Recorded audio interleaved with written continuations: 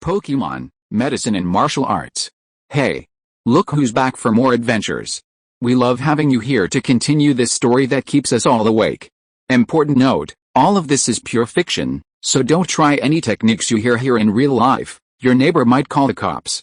This amazing novel and all its rights belong to the original author. We're just the ones giving it voice and drama.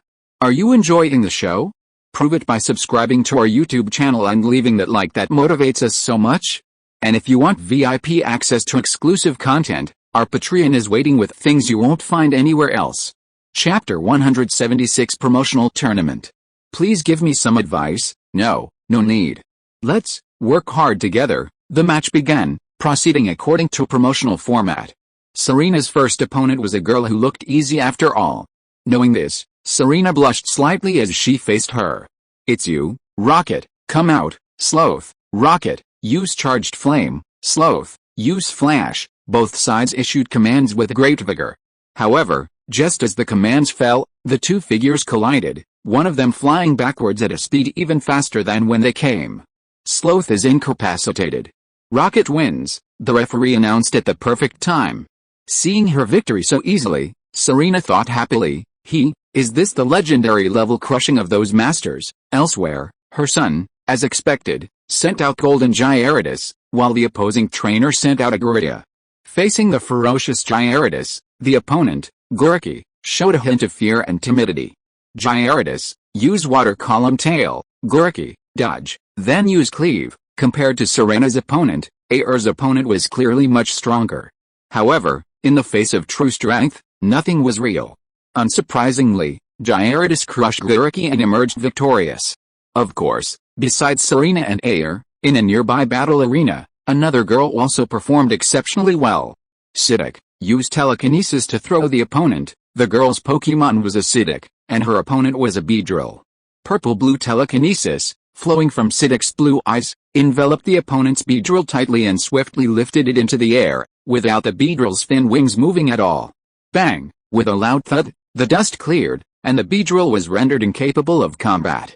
With just this little bit of momentum, Air, Serena, and the other girl advanced with flying colors. Even the opposing trainer's Pokemon couldn't withstand 3 attacks from their Pokemon. Congratulations! Challenger Serena wins. The quarterfinals are over. Next up is the semifinals. The contestants and their Pokemon are Air and Gyarados, Atsuki Kaora and Psyduck, Adagakiaki and Korakora, and finally, Serena and Blaze. The announcement came on. Air and Serena, keep your best efforts. Xiaoxu, sitting in the front row, waved and cheered Serena and Air, who had returned to the stands for the intermission. Yet, compared to Xiaoxu, Sharona seemed much calmer. Eating some ice cream she'd bought from who knows where, she asked calmly, how do you feel about these matches? Are you asking us? Serena, still a little excited, was stunned by Sharona's question. Air found a vacant seat and sat down, watching the staff hurriedly preparing. She lost herself in memories of the battle. I feel like even though I was directing, the credit doesn't belong to me. It's all on the Pokemon themselves. No, to be more precise, sometimes it feels like you use Pokemon are fighting on their own. Air's feeling was correct. In the battle just now, although both Gyarados and Blaziken appeared to be following Air and Serena's instructions, they actually only followed orders when they felt they were right. If they felt they were wrong, they ignored them and engaged in their own battles with the opposing Pokemon. Now that Air mentions it, it seems to be true. Serena, reflecting on the battle just now, felt a little embarrassed. After all, her share of the credit for the victory was so small. She felt like a mere bystander, standing by to help Blaziken and the others, allowing them to fight. Yet, after listening to Air's story, Sharona once again stopped to enjoy the delicious ice cream, smiled and comforted. This is normal. If you really want a Pokemon to obey you willingly, then you have to show enough ability to conquer them, not to mention that the Pokemon belongs to someone else. Seeing that Air and Serena were both thoughtful, Sharona added, there is no rush for this. You can take your time and accumulate experience through your usual battles with others or wild Pokemon. Now all you have to do is follow the Pokemon's ideas, and fighting should not be a problem. After hearing Sharona's words, Air hadn't said anything yet, but Serena's blood was boiling. She clenched her right fist and looked very imposing. At the same time, she also found a vague goal for herself. Okay. I've decided. I also plan to become an excellent Pokemon trainer. Let's start by winning this game. Yes. Come on. Air seemed to be infected, and a confident smile appeared on her pretty face. Just then, the announcement from the mall's rooftop blared again. 4 contestants, please assemble at the battle arena. I repeat. 4 contestants, please assemble at the battle arena, then we'll go, Serena said, following Air toward the arena. Watching the 2 women, full of fighting spirit, Xiaoxu cheered them on from the audience. Keep going. I'll look forward to your performance. As for Sharona, of course, she sat off to the side, enjoying her delicious ice cream with a look of contentment. On the battle arena, Serena and the other 4 girls stood beneath a digital screen, awaiting the results of their assignments. On the large screen, photos of Air and the other 4 girls flashed and swapped. Ding ding ding ding with a soft chime, the 4 photos on the screen lined up. The message read, Serena vs Atsuki Kaora, Air vs Adagakiaki. Okay, now that we know who our opponents are, please proceed to the battle area and take your positions, the host announced, taking the microphone. Keep going. See you in the finals, you two. Keep going. Before entering the battle arena, Serena and Air exchanged a final pep talk, making a confident pact before heading off to their respective arenas. Please take your positions, both opponents, the referee said habitually, then continued, the rules of the match are simple, 1-on-1. When one side is completely incapacitated, the other wins. Chapter 177, at a disadvantage. The match begins now, the referee waved. Fight. Rocket, come out. Sidic, Rocket, take the initiative, use Tornado, Sidic, use Water Gun. After all, their master had instructed them to follow Serena's orders before their retreat, and since they were both old acquaintances, Rocket was quite cooperative. Flapping its wings, wind blades formed, hurled out one after another as its wings moved, hurling them towards Sidic. However, Atsuki Kaora's Sidic was no pushover. Its originally burst-like water gun ability was abruptly transformed into burst-like one. Each water gun shot was like a bullet, colliding with and neutralizing the incoming tornado. Rocket, then, well, used Lightning Flash. Having been so successful up until that point, Serena was momentarily at a loss when faced with a suddenly powerful and formidable opponent. Sidic, use Iron Tail, Atsuki Kaora said slowly. Sidic, with a loud cry, Sidic's short tail suddenly glowed white, its metallic texture making it look rather out of place.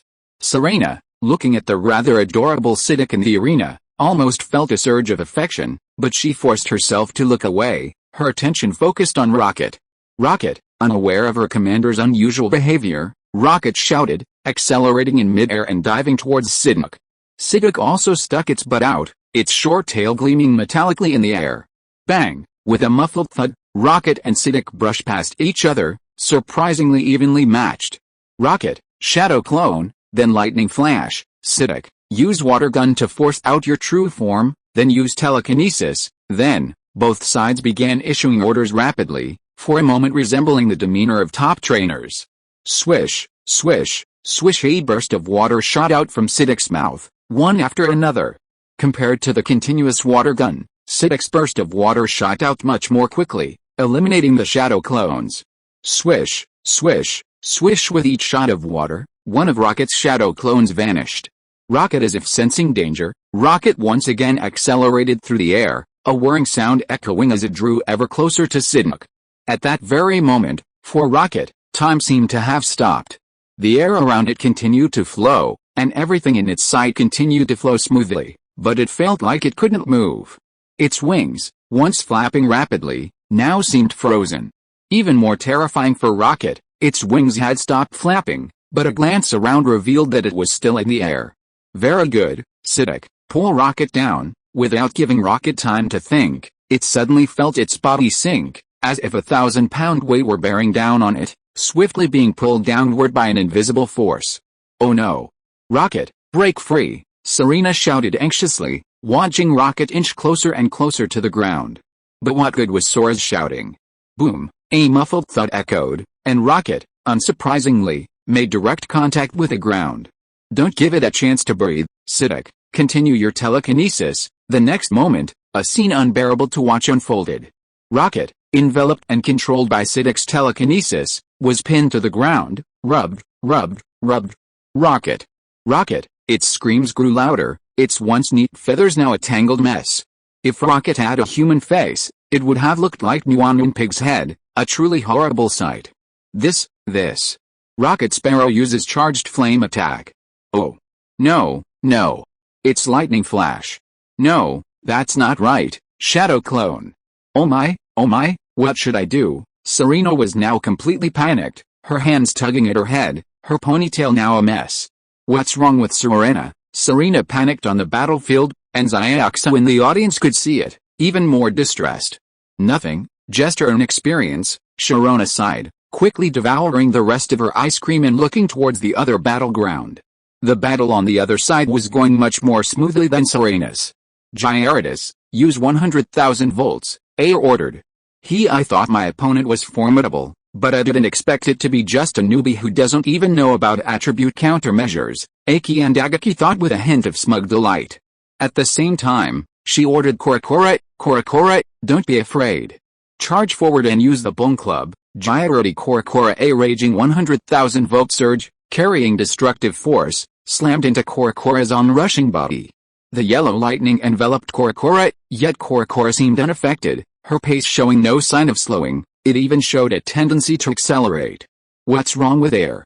She must have known that 100,000 volt electricity would be completely useless against Korokora, who possessed a ground element.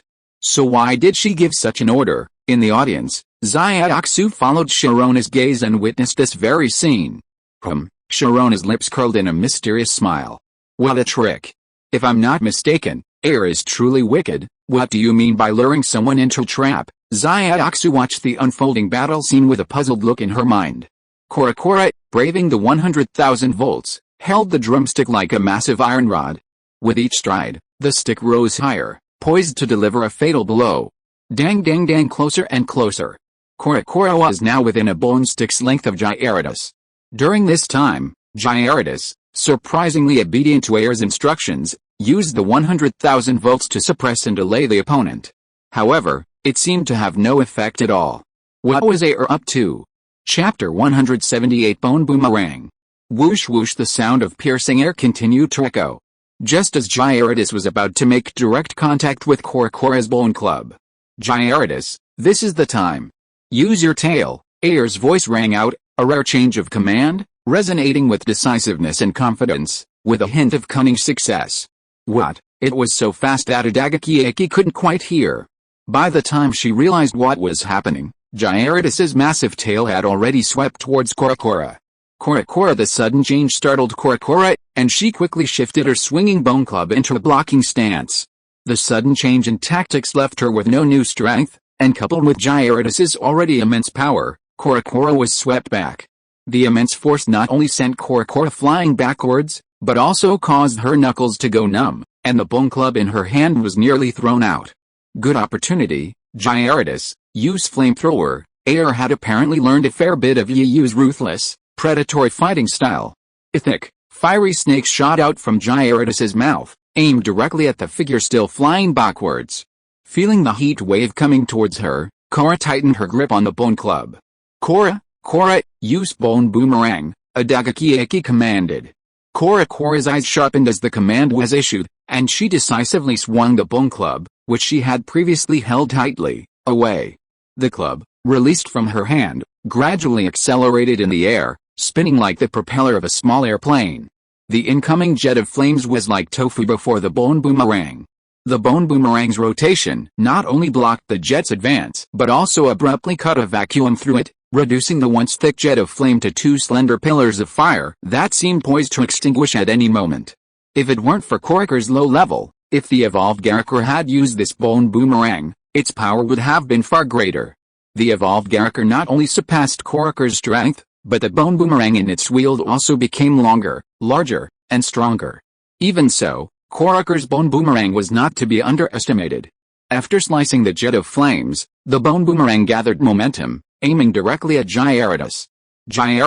Seeing the Bone Boomerang flying towards it, Gyarados was instantly enraged. How dare such a tiny creature, in its eyes, challenge it? This is the rhythm of an impatient creature. It's determined to teach that little creature who dared challenge it why the flowers are so red. Gyarados, the furious roar echoed again, and Gyarados' thick tail once again shone with an emerald green light, enveloping it. "Is that dragon tail?" Air muttered. Seeing Gyarados on the verge of losing control, Air said nothing, simply watching the situation unfold. In this silent atmosphere, Korakora's bone boomerang spun through the air, rapidly approaching. "Gyarados, use Dragon Tail," Air suddenly ordered, but it felt unnecessary. However, the second half of the order suddenly made some knowledgeable and intelligent people's eyes light up. "When the bone boomerang gets close, swipe it away or block it and suppress it." Gyarados. Air's sudden command startled Gyarados, even forgetting his anger for a moment. But as a battle-hardened creature, he quickly reacted after a moment. Seeing that Air not only didn't stop him from using his Dragon Tail to counterattack, but actually encouraged him, well, that's what Gyarados thought. He instantly felt excited, his worries subsided. After all, disobeying his trainer's orders wasn't a good move. Bang! The bone boomerang, spinning, arrived as promised. Just as it was about to strike Gyarados' massive head, a vast emerald green wall suddenly appeared between them. Instead of slicing the jet of flame in half as it had before, the bone boomerang struck the wall with a crisp sound. It turned out that in that crucial moment, Gyarados had been incredibly agile, raising his massive tail to block the attack. Instead of doing the bone boomerang a single blow, Gyarados treated it like a baseball, with his tail seemingly transformed into a bat. After the bone boomerang failed to make contact with Gyarados' tail, Gyarados, taking Air's words to heart, summoned all his strength and unleashed a stunning home run. "What? How is this possible?" Seeing this, Adagakiaki screamed incoherently. Kora was even more bewildered. Her forward strides had stopped, and she stared blankly at her beloved bone stick as it receded further and further away.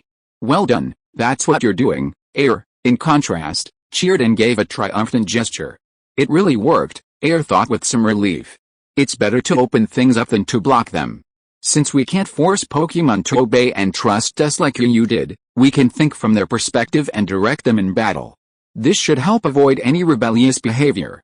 Though slightly thrilled with her own cleverness, Air didn't let this slight advantage fool her. Instead, she pressed on. "Gyarados, it's time to deliver the killing blow.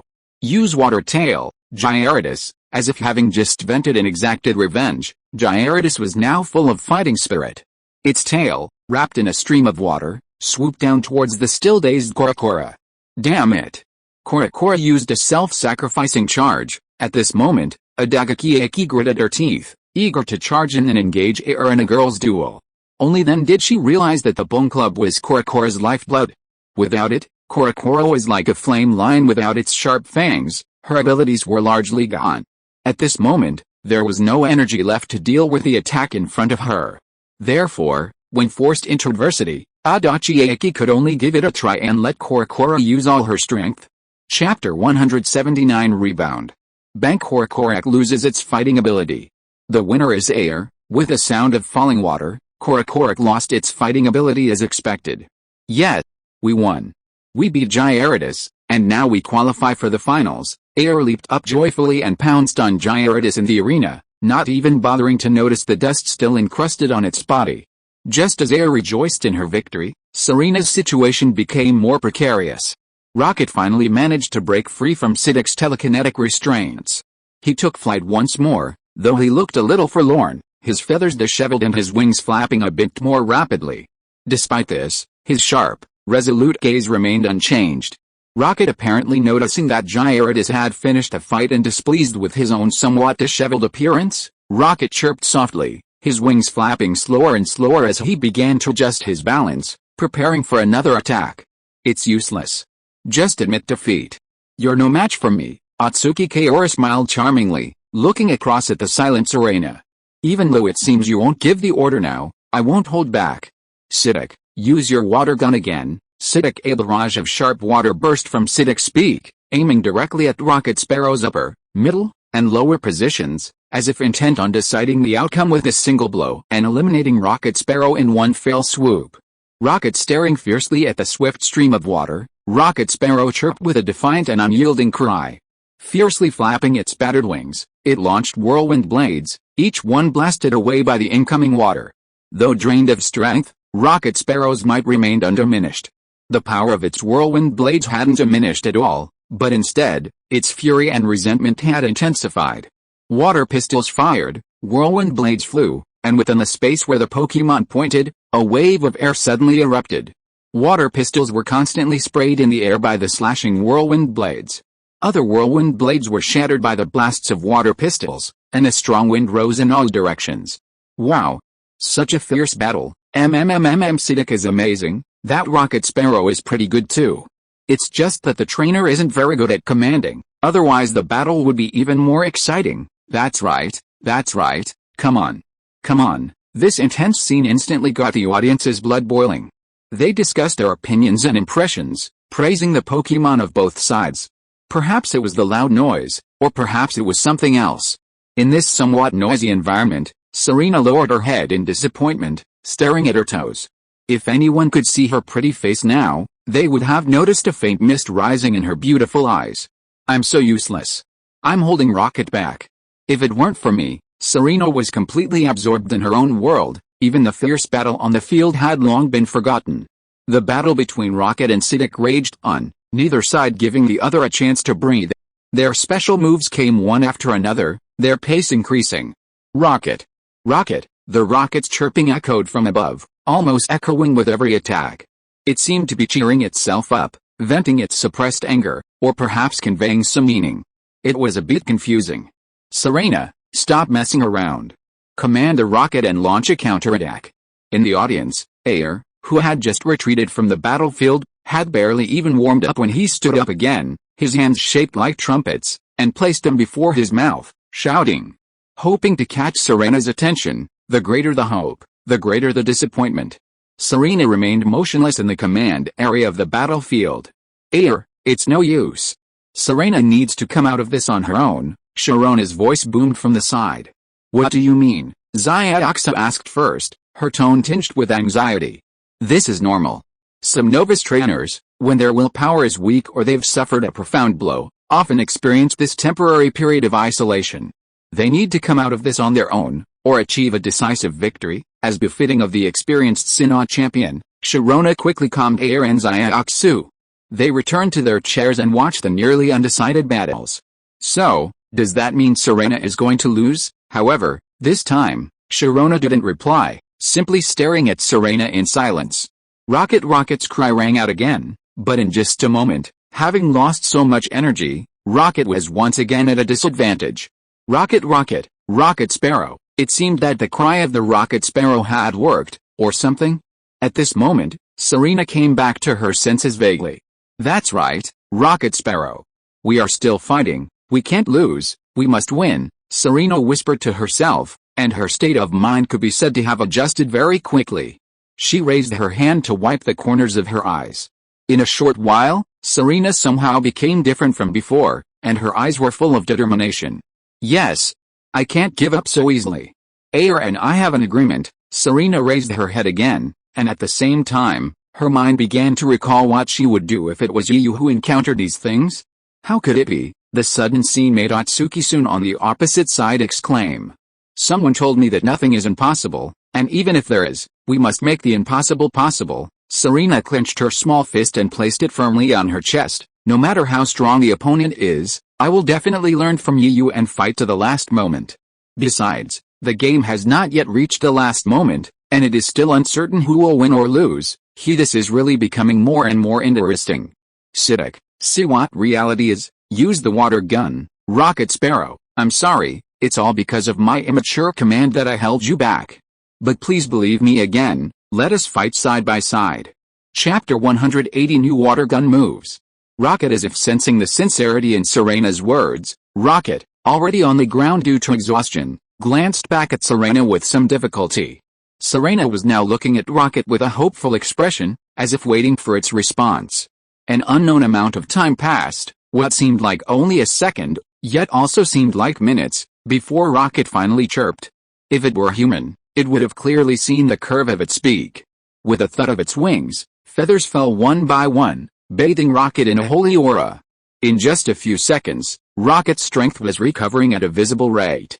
With a powerful flap of its thorns, Rocket was back in the air. Hyusu? Really a formidable character, Atsuki Kaori's pupils widened as she spoke. Then she spoke confidently, but what can I do? Even if I know you use some skills, I can definitely defeat you until you can't even use them. Psyduck, use telekinesis. Psyduck unleashed its telekinesis skills once again. The invisible telekinesis, like a vast net, was already slowly and quietly advancing towards Rocket, who hadn't taken any action. Serena, watching, didn't rush to issue orders. She mentally replayed Yu's past battles with Rocket in her mind. While a little incomplete, it was enough for Serena. Then, confidently, she said, Rocket, use Shadow Clone to evade. Then, use high-speed movement to disrupt Psyduck, and then Steel Wing. Rocket, as if influenced by Serena, Rocket's fighting power returned, appearing extremely excited. Shadow clones rapidly separated from its body, 1 becoming 2, 2 becoming 4, 4 becoming 8. Soon, half the sky was completely covered by Rocket Sparrow's shadow clones. Kodoka, this rapid scene left Psyduck stunned. Though its eyes were still blue, its 2 short arms were already cradling its large head, tilting it to one side, adding a touch of cuteness to its already dazed look. Do you think this will work? You're so naive. Psyduck, use your water gun to scatter all those sound clones. Seeing Serena across from her, her fighting spirit reignited and her face confident. Atsuki Kaora was still a little surprised, but her disdain was undisguised. The next moment, her expression froze, and the hand that had been stroking her long, soft hair froze. Rocket Sparrow and its shadow clones quickly moved, its original form blending in with the others, rapidly and swiftly approaching Psyduck. Atsuki Kaora let out a deep breath, finally letting go of her contempt for Serena. Watching Serena gradually calm down, Atsuki Kaora suddenly chuckled. You've calmed down. I just wonder if you'll be able to maintain that composure after that move. What? Serena asked, not hearing clearly in the chaos. Seeing her opponents chuckle, Serena suddenly felt a surge of unease. As if not hearing, or ignoring Serena's words, Atsuki Kaora stared at the increasingly precarious situation, a look of regret on her face. That's my secret weapon. I was planning on using it in the finals. I didn't expect it would be so easy for you in the end. At that moment, after Atsuki Kaora finished muttering, Serena's unease intensified. Rocket Sparrow, be careful, too late. Psyduck uses its shotgun mode water gun, launching a blanket attack. Psyduck, the next moment, an unbelievable scene unfolded. Psyduck, on the battlefield, was like a rotating shotgun. Although the water gun still fired in bursts, the bursts were incredibly dense. And the frequency of the fire was much faster than before, like a high-frequency sweeping machine. The dense swarms covered half the battlefield, like a volley of tiny arrows, aiming directly at the target. In the sky above, Rocket Sparrow's shadow clones swarmed like a swarm of locusts. It can only be said that the large-scale water cannon sweep was truly effective. After all, the shadow clones had no combat power and only served to confuse the enemy. In a moment, the dark cloud above disappeared, leaving only the original Rocket Sparrow, a lone one, attacking overhead. What? This is possible. After the struggle just now, Serena was no longer as panicked as before, but she was still filled with fear. If it hadn't been for the shadow clone's cover, the Rocket Sparrow would have been riddled with bullets. Wow, that girl is amazing. She looks so quiet on the outside, but I didn't expect her to be so fierce when commanding Pokémon. Upon hearing this, Air, though worried about whether Serena and Rocket could win the battle, her eyes lit up with excitement. Wow! The tricks with the improved water gun are really spectacular. I could definitely include them in my Pokémon show. Air, you're focusing on the wrong thing. They're all discussing winning and losing, and you're actually commenting on the splendor of the tricks. Xiaoxu was a bit amused. It can't be helped. It's an occupational hazard. We have to learn from others' strengths and overcome our weaknesses. When we encounter something good, we should learn from it and strive to develop an even more spectacular show before the next Pokémon show. Air stuck out her tongue a little sheepishly, looking quite playful. Then her expression shifted, her tone filled with seriousness. This is what it means to be a Pokémon performer. If you want to be a qualified and outstanding Pokémon performer, this is the first step everyone needs to take. Wow! As Air finished speaking, a sudden burst of exclamations erupted. Chapter 181 Defeat. Their gaze returned to the battlefield. While Air, Sharona, and Xiaoxu were chatting, new developments were observed. Over the battlefield, Rocket Sparrow's high-speed movement swiftly dodged many water cannons, but one or two still darted towards him. Enduring the damage from the water cannons, Rocket Sparrow decided to strike hard, determined to burn his boats and endure the pain from each water cannon attack. The flapping of Rocket's wings quickened, and the air was filled with a sound of breaking wind due to the sheer speed. Are you ready for a head-on fight? I accept your challenge, but Psyduck, use Iron Tail. Rocket Sparrow can't give up. Use Steel Wings, Serena commanded upon seeing this. Meanwhile, in the sea, a Chinese idiom Yu had previously told her emerged, burning the boats and breaking the boats. Even deploying a desperate tactic almost always results in killing 1,000 enemies but losing 800 of their own, not to mention the unknown situation and the fact that they're already trapped. The more this became apparent, the more determined Serena's commands grew. Yu once said that no matter what you do, you can't be cowardly. This is true in martial arts, and even more so in Pokémon battles. Once you show fear, you'll be doomed to an abyss of no return. Rocket Coda. It seemed like a long moment, but in Rocket's swift flight, it was only a fleeting moment. The white light from its wings, emanating from its Steel Wings ability, was reduced to a single white streak by Rocket's rapid flight. Ding, ding, ding. Then came the piercing sound of metal clashing, a series of piercing waves centered on the two Pokémon. The short, metallic tail and the equally broad, metallic wings collided, creating a stalemate. The low-flying, charging Rocket, surprisingly unable to make an inch of progress against Psyduck's short, almost comically short, tail, the situation remained stalemated. Psyduck's initially vacant eyes collided with Rocket's piercing gaze, sparks flying from both sides. They pressed their tails and wings, each trying to outmaneuver the other. But after so long, nothing was achieved. It was a close call. Huh? Serena exhaled deeply, then let out a chuckle. This stalemate won't last. Neither of us can win, but I have the advantage. Rocket has the feather perch skill. Seeing that the outcome was imminent, Serena attempted persuasion, outlining her own strengths, hoping to get Atsuki Kaora to concede. Serena relaxed, her voice sounding more confident. Far from giving in, Atsuki Kaora beamed with a look of triumph. Oh, really? I don't think so, little sister. Atsuki Kaora, about 17 or 18, wore a tank top and light blue jeans that perfectly accentuated her figure. High-heeled sandals captivated her. She exuded the air of a mature, regal woman. In comparison, Serena, while also well-developed, still seemed a bit immature, a bit inferior. Therefore, Atsuki Kaora used the word little sister with a hint of teasing. You? Serena bristled, but before she could utter another word, Atsuki Kaora's even louder and more urgent words cut her off. Psyduck, use a close-range attack and use your water gun at maximum power. Psyduck. Upon hearing its master's command, Psyduck suddenly let out a strange cry, its pouting mouth revealing a hint of mockery. Rocket, seeing this, Rocket suddenly sensed something was wrong and wanted to retreat. Away from the creature it felt was threatening, but it was too late. Then Psyduck opened its wide, flat mouth and, looking tiny to the crowd, unleashed a stream of water, directed directly at Rocket, who was still locked in a stalemate. The water, tiny to everyone, looked different to Rocket. As the water shot from Psyduck's mouth, it gradually grew larger and thicker in Rocket's eyes. Finally, before Rocket's horrified gaze, it landed squarely on Rocket. That wasn't all. To completely eliminate Rocket, Psyduck's water wasn't a continuous stream, but a burst of it, firing at close range, like a machine gun, pounding away at Rocket's body. Swish, swish, swish, Rocket, Rocket, the sound of the water hitting flesh echoed, accompanied by Rocket's painful cries.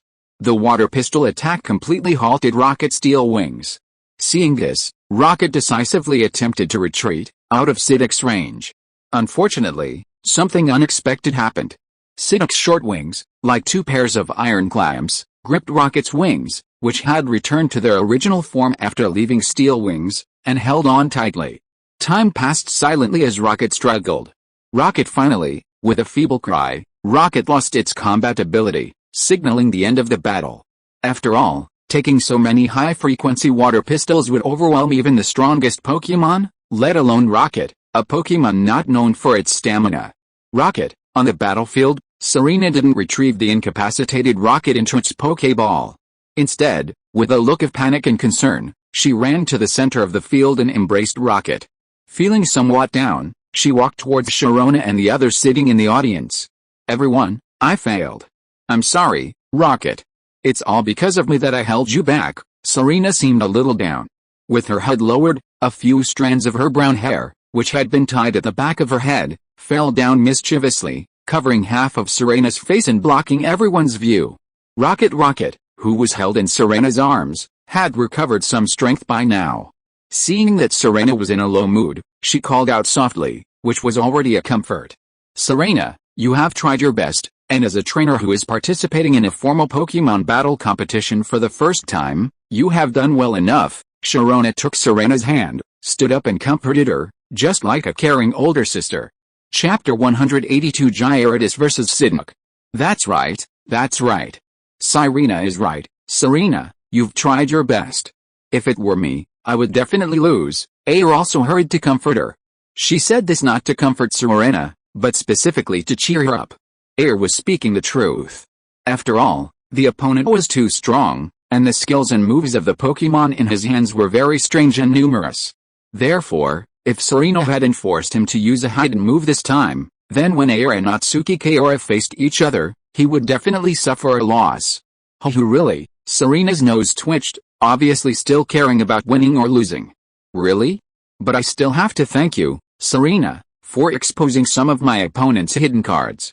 This way, my chances of winning against her are much better. Air flashed a charming smile, her beautiful eyes fixed on Serena, her tone filled with a confidence never before seen in their Pokemon battles. Trust me, Serena. I will definitely help you get revenge, win this match, and give the prize to you. Yes. Air, you have to do your part for me too. Serena tucked her messy hair behind her ear with one hand, her other hand quickly brushing across her face. When she looked up again, a bright smile flashed across her face, as she gazed at Air and the other girls. The Pokemon battle between Air and Natsuki Kaora begins now. Please take your positions. After a short rest, Air and Natsuki Kaora took their positions in the battle arena's command area, the referee waving the red and green flags. Oh. You're the Pokemon performer Air, Natsuki Kaora suddenly spoke up. Though it was a question, her words were filled with certainty, and a fighting spirit burned in her beautiful eyes. Yes, I have participated in several Pokemon show competitions. Pokemon performer Air, though a little confused by what the other person meant, readily admitted it. Excellent. I've wanted to challenge you for a long time, and I never expected to meet you in this way. Natsuki Kaora became even more excited, pointing a finger at Air across from her, her pretty face brimming with the excitement of meeting a rival. I'm also a Pokemon performer. I've seen your matches before, and every one of them was truly spectacular. I've wanted to challenge you for a long time, but I never had the chance. I didn't expect to meet you today. Oh, a challenger. Air was surprised. She had considered many possibilities, but the only thing she hadn't expected was that the other person would come to challenge her. He reacted quickly, without the slightest hesitation or retreat, his words filled with such intensity that if one looked closely, one could see a flame flickering in his beloved's eyes. Since there's a challenger, I can't refuse. Then let's borrow this battlefield for a showdown. I couldn't ask for more. Even if it's just a Pokemon battle, I'll prove I'm far superior to you. Even before the Pokemon battle began, the atmosphere between the two trainers was already tense. As if sensing the suffocating tension in the air, the referee decisively waved the red and green flag to signal the start of the match. Hurry. Go ahead, my precious Psyduck. It's you, Gyarados. Psyduck Gyarados. As if influenced by their respective owners, the Pokemon on both sides were already tense from the moment they entered the fray. Forget Gyarados, who already looked menacing. Psyduck, whose seemingly innocent appearance was adorable to most, now had those round eyes that glared fiercely, giving off a sinister and chilling vibe. Air didn't use her own Pokemon, as the rules of the tournament required that only one Pokemon be used for the remainder of the match. Psyduck, show them how powerful you are. Use telekinesis. Use a powerful attack like telekinesis right at the start. Air's eyes fixed as she issued the command. Gyarados, break it with force. Use 100,000 volts. Psyduck's eyes glowed blue, and Gyarados was instantly enveloped in an invisible layer of telekinesis. However, perhaps due to Gyarados' immense size, Psyduck seemed to struggle. The initial telekinetic attack only managed to lift Gyarados slightly. A 100,000 volt bolt slammed between Gyarados' whiskers towards Psyduck, shattering the telekinetic envelope. Oh no. I underestimated him. It's 100,000 volts. I guess I have no choice but to use it. Atsuki Kaora hesitated, but finally, watching the 100,000 Vogue bolt flashing ever closer and closer to Siddiq, she silently ordered, "Siddiq, use hold, hold." This was the first time she'd used a fully fledged defensive skill, and how could it have been wasted? She'd originally planned to save it for a surprise attack. She hadn't expected it to be used so quickly to block the 100,000 Vogue bolt. A green hemispherical energy shield protected Siddiq, preventing the 100,000 Vogue bolt from penetrating even with its immense power. Even so, a faint darkness enveloped the battlefield surrounding the hemispherical shield. Fortunately, I didn't get too carried away and hesitate to use hold. Atsuki Kaora breathed a sigh of relief. But this Gyarados' power is too high. A single attack of 100,000 volts has this kind of micro-energy. This opponent is a bit difficult to deal with. Before Atsuki Kaora could even think, Air had already given Gyarados another order. "Gyarados, use Dragon's Fury? Damn it. Another high-level move. Don't bully me like that," Atsuki Kaora roared inwardly. "This is really intolerable." "Siddiq, use Water Cannon." A surprising term popped out of Atsuki Kaora's mouth. "I remember you saying Water Cannon was a high-level water-type skill. I didn't expect this silly-looking Siddiq to actually use it," Serena thought silently, her eyes fixed on Dragon's Fury, which gradually transformed into a savage, furious dragon in the air. Facing the oppressive force emanating from Dragon's Fury, Siddiq fired Water Cannon like a fearless warrior, sending up a long, thick column of water. Seeing the powerful skills of both sides getting closer and closer, everyone in the audience and the trainers on both sides were nervous and their hearts couldn't help but rise. If you are listening to this novel on a channel other than Fanfic World, it means it was downloaded and re-uploaded without effort. We warmly invite you to visit our channel, Fanfic World. There you will find the original version of this story and many other novels of various genres. We look forward to seeing you dive into a world of incredible novels. Chapter 183, Destroying the Deathlight. Woo! As if this would allow them to peer through the thick white fog and see the scene within. Unfortunately, they were disappointed. Not only could they not see the scene clearly, they couldn't even hear a sound. Whoosh, whoosh, as if even the heavens anticipated this outcome, a gentle breeze blew from nowhere, dispersing the white fog. The scene within was now exposed to everyone's view. On the original battlefield, where Water Cannon and Dragon's Fury had intersected, the ground was now pitted. Perhaps due to the blast generated by the collision, Siddiq, being too small and light, was directly thrown out. Now, lying on the ground, its short hands still cradling its large head. Gyarados, on the other hand, was different. Its enormous size was its advantage. It simply tilted its head to the side, its body bracing against the blast. Seeing this rare opportunity, Air's eyes lit up and she quickly ordered, "Gyarados, use Water Cannon." "Siddiq, get out of the way," but even with the order, Siddiq seemed slow to react. From the ground, it glanced up at the Water Cannon barreling towards it, then slowly tried to get up. This made Atsuki Kaora, and even the spectators, nervous for it. That's such a slow reaction.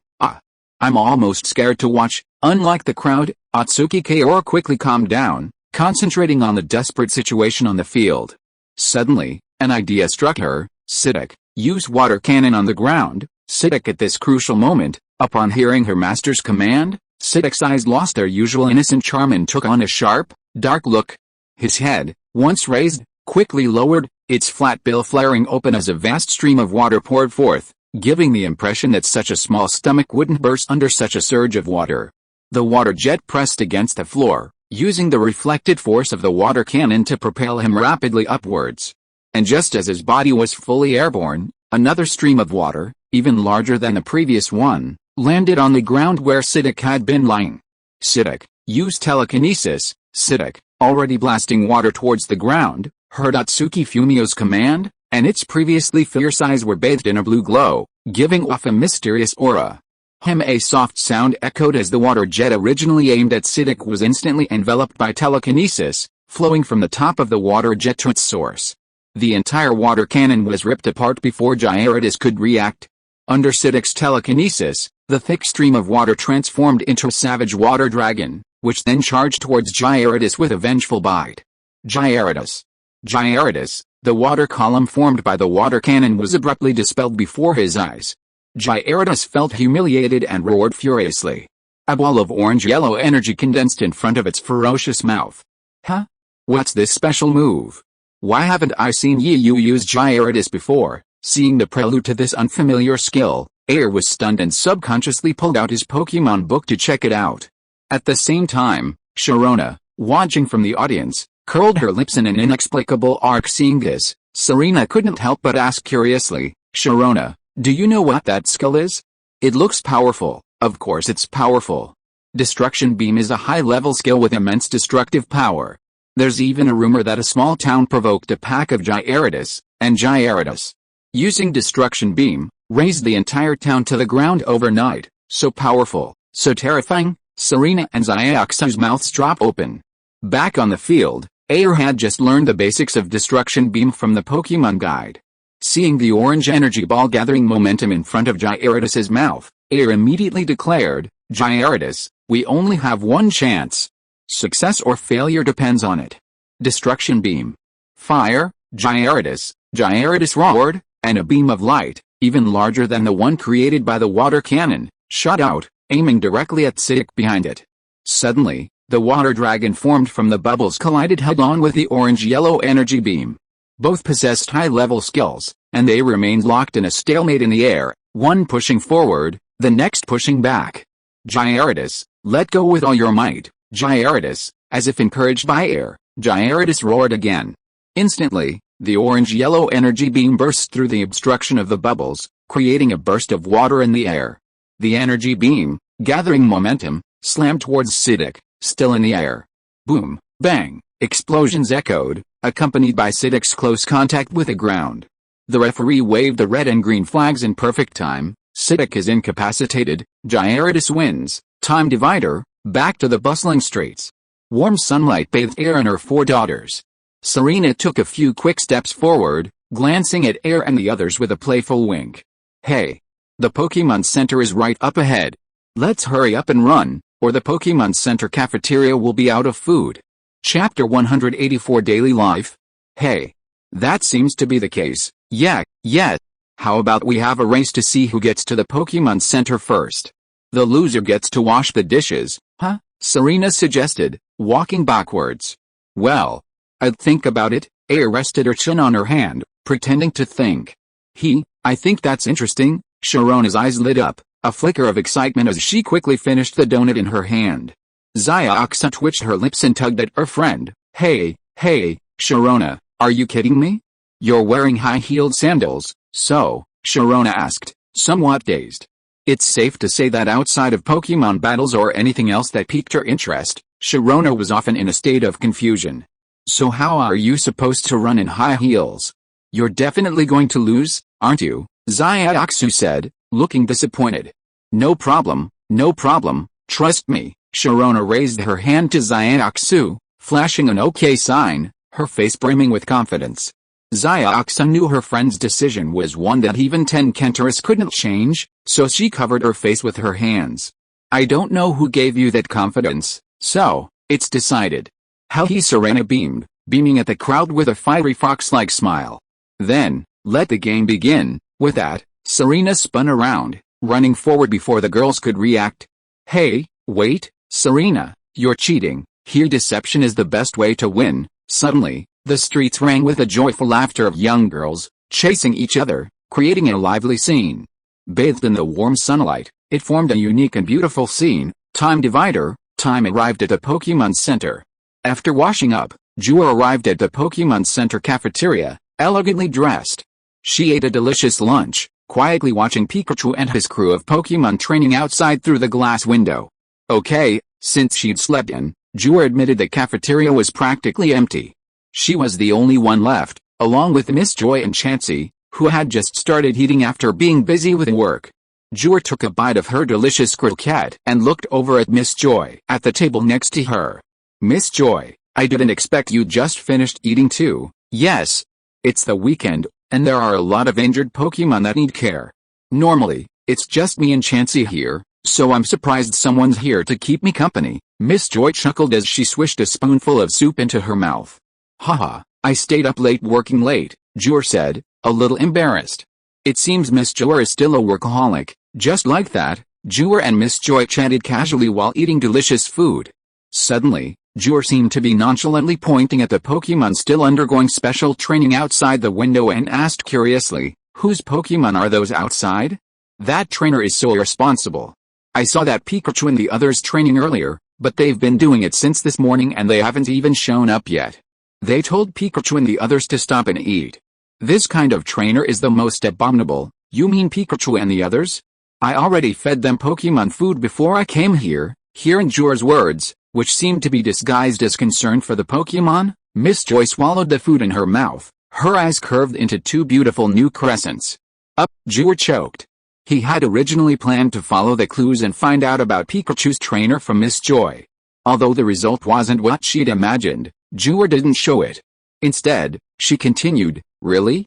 So the Pikachus are being cared for and treated here, or, after all, they've been training since morning." As if fearing Miss Joy's suspicions, Jur hastily added, "No, it's you who's been away for something, so I'm helping to look after them. His companions are out for something and should be back soon." "You? So your name is Yu? Humph. If you hadn't told me, I wouldn't know your name now." Jur felt a surge of pride in her heart, but outwardly, she remained calm as she continued to talk to Miss Joy. "So, do you know where Yu went?" "Well, I'm not sure." Miss Joy pondered for a moment. "Is that so? I was thinking of asking him if there was anything more important than his own Pokémon." Jur's face was slightly disappointed, and it was clear that her words weren't in line with her heart. "Is that so?" Then, as if they had run out of topics to talk about, the two of them each ate from their bowls. For a moment, the entire cafeteria was so quiet that you could hear a pin drop. As Jur ate, she watched the Pokémon training in the battle arena outside the window, while Miss Joy quickly and intently processed her food. "Oh, there's still people in the cafeteria, really? Miss Joy is still here. I thought we were the last ones there." Suddenly, several female voices rang out. Then, Serena and the other two arrived, carrying bags and trays. They sat down at the table in front of Miss Joy. "You guys, how was your shopping? Did you enjoy it?" Miss Joy asked with a smile. It's been fun.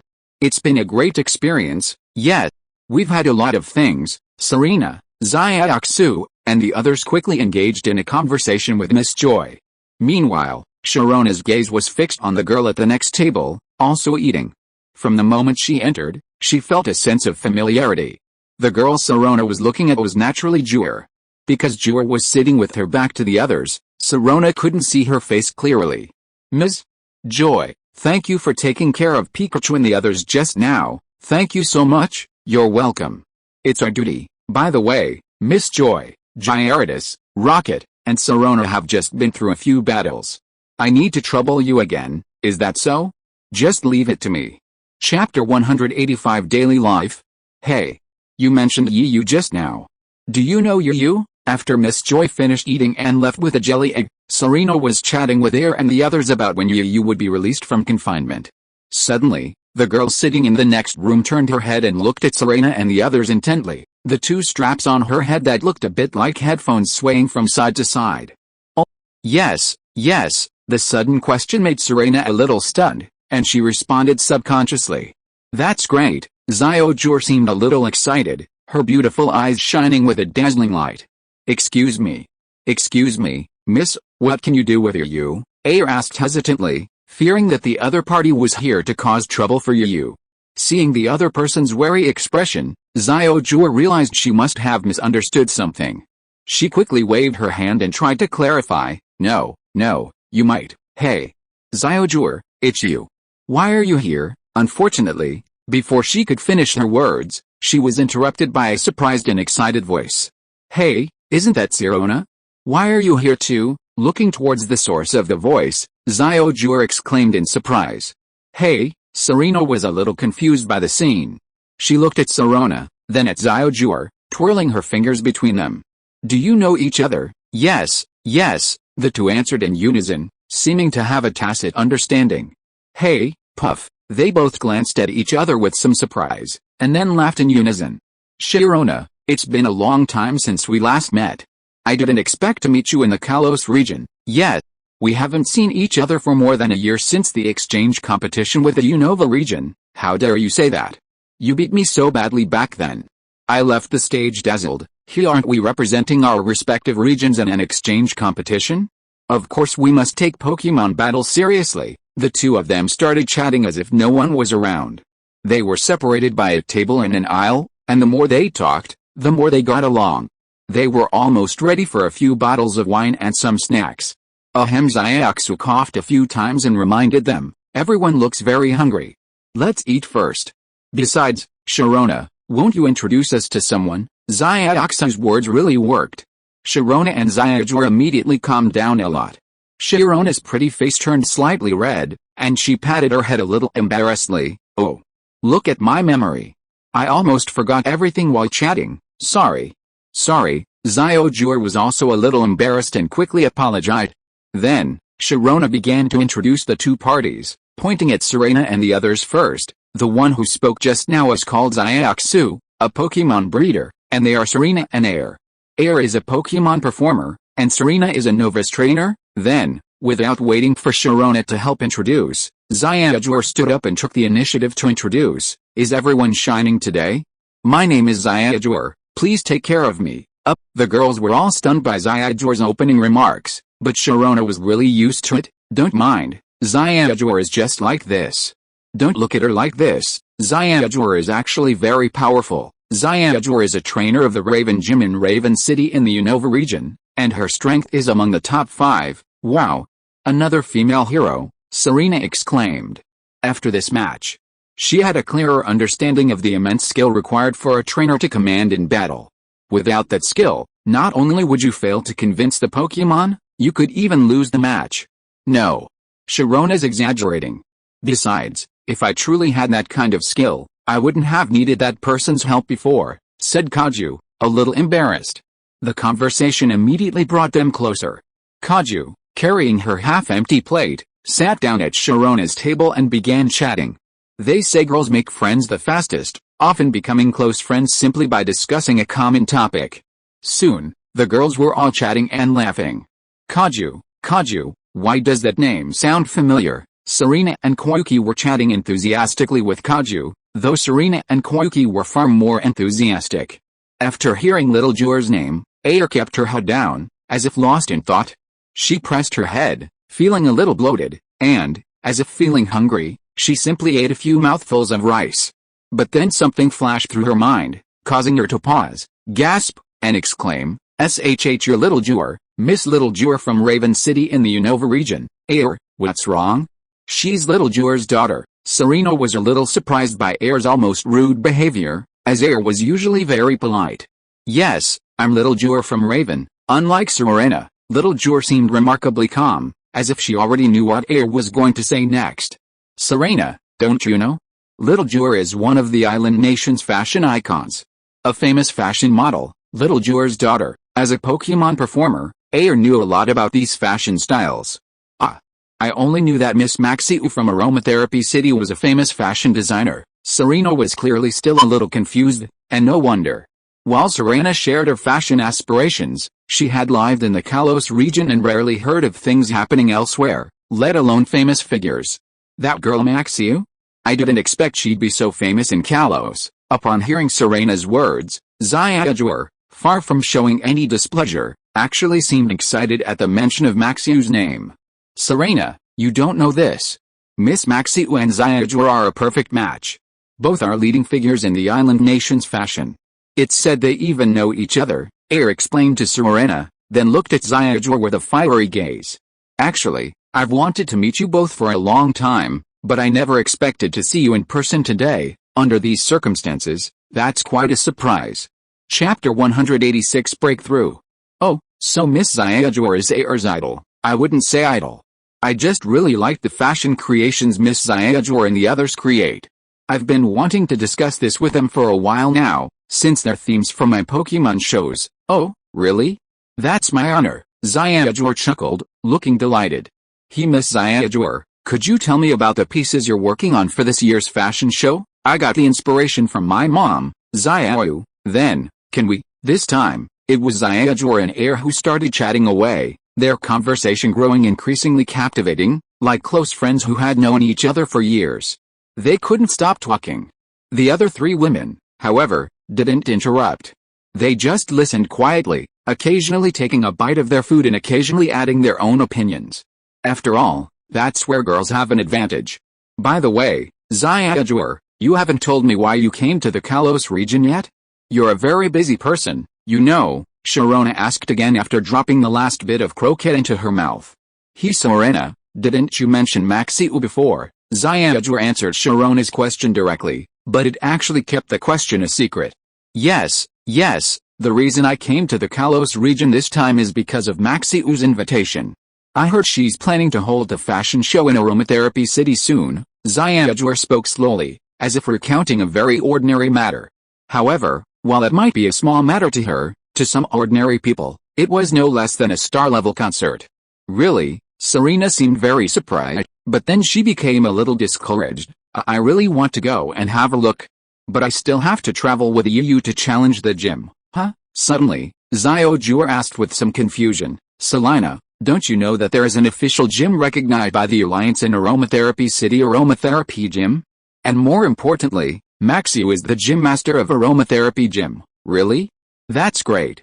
After Yu comes out of seclusion and accompanies him to challenge the Meyer Gym, let him go to Aromatherapy City to challenge the Aromatherapy Gym. Serena and Air both seemed very excited, and Serena almost danced with joy. Looking at her two excited companions, Xiaoguang also chuckled happily. It was then that she remembered how she and the others met Xiaoguang. Miss Xiaoguang, are you looking for Yu for something? You seemed a little excited just now when we mentioned Yu. Is that the Yu you're talking about? The owner of the Pikachu outside, dressed in ancient Chinese costume. He also has a rocket sparrow and a ditto trainer? Xiaoguang asked instead of answering directly. Huh? How did you know? From your tone earlier, you shouldn't know Yu. Now it was Air and the others who were surprised. Why? He did me a big favor before, and he's still keeping me in suspense. Xiaoguang was a little angry at the end of the story, stuffing each French fry into her mouth, making a crisp sound, as if the fries were Yu. Is that so? Serena and the others didn't dwell on it, for they knew Yu had a chivalrous heart, always willing to lend a helping hand when faced with injustice or difficulties. Lunch passed in this cheerful atmosphere. As if struck by a thought, Yu, who was in seclusion somewhere in the Pokémon Center, suddenly opened his eyes. Deep roars, like the roars of an ancient pterosaur, emanated from his throat.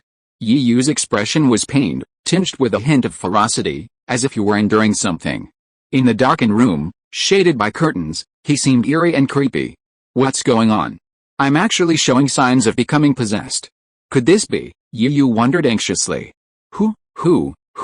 His cultivation technique rapidly circulated, strands of internal energy flowing continuously around his Danshan, ultimately flowing through the various meridians within his body.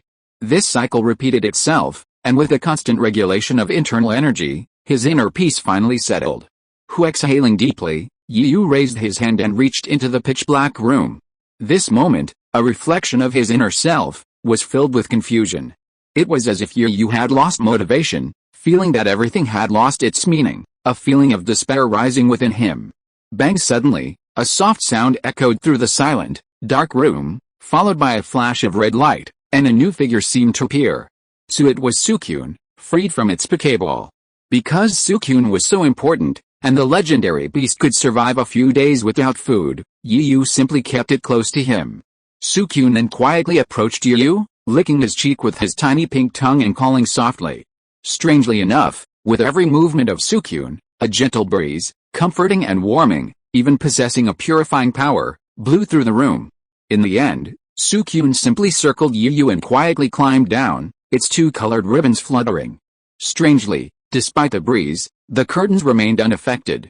Let go of this obsession, bathed in the gentle breeze, Yu relaxed completely. This was his sole thought. His eyes, previously closed in agony, opened again, and in the pitch-black room, he seemed to see Suicune in full view. Hesitant to fall into obsession, Yu raised his hand and gently stroked Suicune's soft fur, his lips curling up slightly. Memories flashed through his mind like a movie, rapidly flashing. Yet, why think so much? I'm no longer alone. I have the care of my friends, the company of my Pokémon, and everyone else on this journey together. Yu seemed to forget that he was still struggling to break through. His mind was completely absorbed in this wonderful experience. Although darkness obscured his face and blocked his view, It could never obscure his lonely heart, longing for happiness. No matter where or when, it's great to have you by my side. Chapter 187 Leaving. The golden crow sets in the west, the jade rabbit rises in the east. Time slips by quietly, day by day. While Yu remains in seclusion, striving to break through the bottleneck of his martial arts realm, Serena and the others, along with Serena and Xiaoguang, have grown increasingly close. Almost daily, the five of them can be seen on the streets of Mire City, in shopping malls, and in stores. If Yu were here right now, he'd surely marvel at the uniqueness of female friendship. In stark contrast, Pikachu and the others, taking advantage of Yu's seclusion, have been intensifying their training, never slacking off. But all good things must come to an end.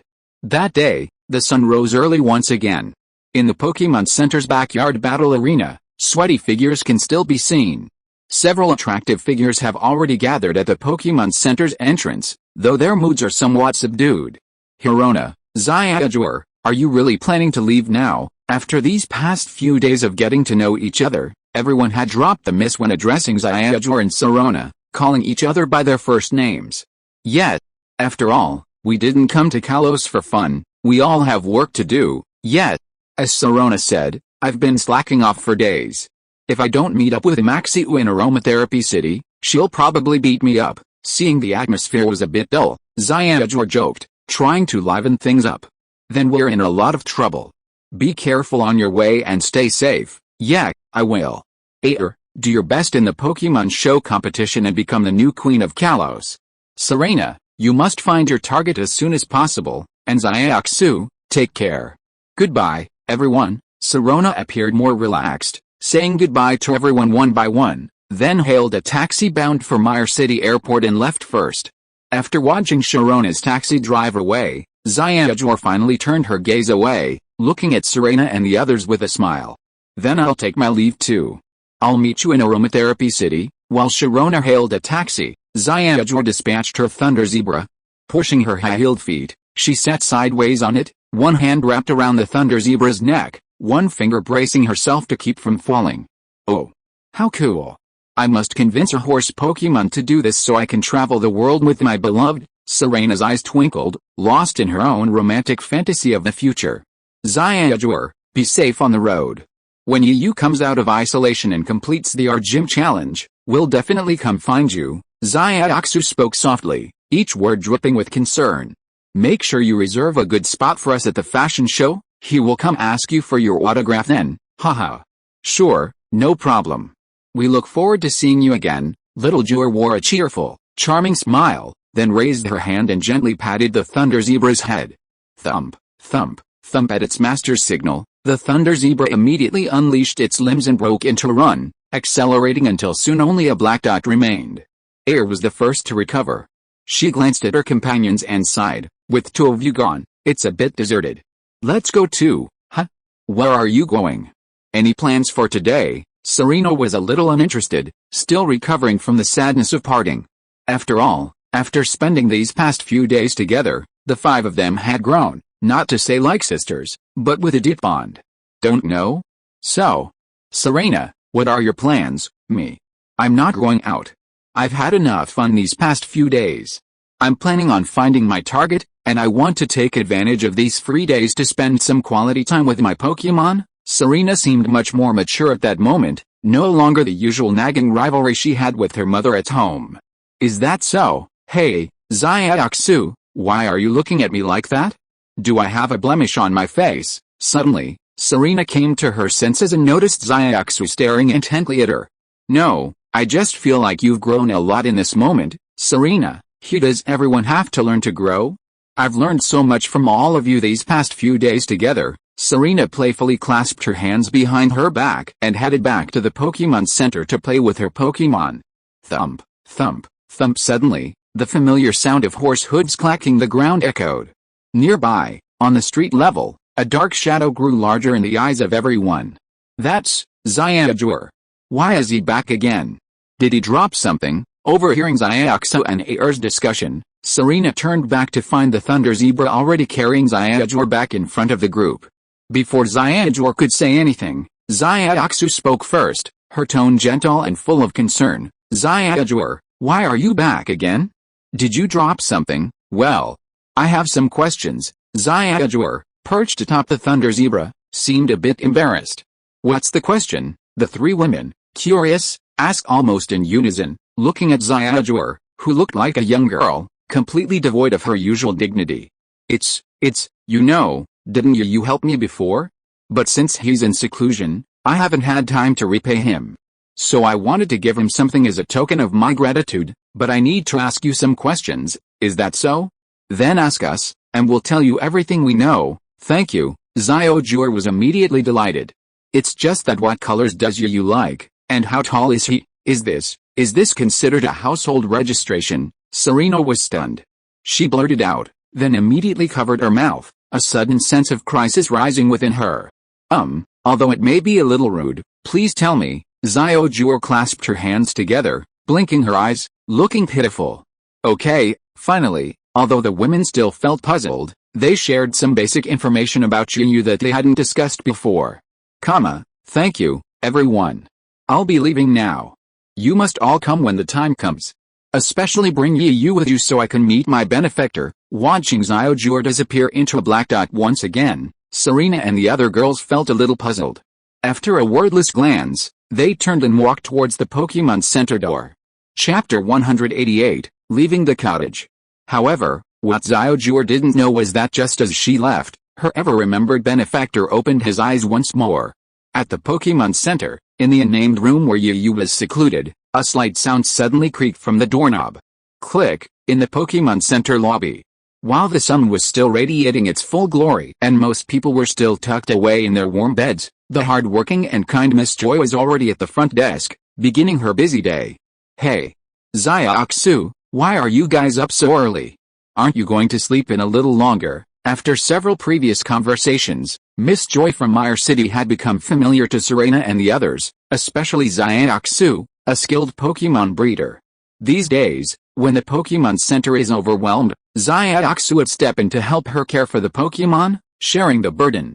Yes, Serena and Xiaoguang are leaving today, and they're in a hurry, so we got up early to see them off, Xiaoguang replied with a smile. Xiaoguang then began chatting with Miss Joy, while Serena and Air headed to the activity area. Serena, have you decided on your goals? Which path do you plan to take? Air asked curiously. Serena walked, her head bowed in thought. Finally, under Air's gaze, she looked up, her eyes gleaming with determination. I've decided. I want to become a Pokémon performer like Air. Huh? Air looked at Serena in surprise, somewhat confused as to whether this was a spur-of-the-moment thought or a long-term goal. Are you surprised? Serena, hands behind her back, jumped back and forth, appearing somewhat pleased. Yes, I was surprised. But why? Serena stopped jumping, her bright eyes meeting Air's, her face serious. Ever since I lost that match a few days ago, I've been thinking carefully. Since I'm not very good at Pokémon battles, I'll choose one that doesn't involve any battles or very little. Pokémon show contests don't require any, so it seems more suitable for me, right? Let's do our best together. Air was happy that Serena had found her goal. She extended her fair hand and shook Serena's, smiling at each other. Well, I'll need Air's guidance then. I'm a newbie. Puff. Air, amused by Serena's antics, covered her mouth with her hands and chuckled, then pretended to be serious. Okay, if you have any questions, you can ask me. I'll definitely be a strict teacher, don't you think? Serena, Puff, haha. The two girls' happy, elf-like laughter echoed on the way to the activity area. At this moment, a door opened. Yu yawned and walked out. He stretched to loosen up his stiff muscles, then looked out the corridor window at the surroundings. I wonder what time it is now?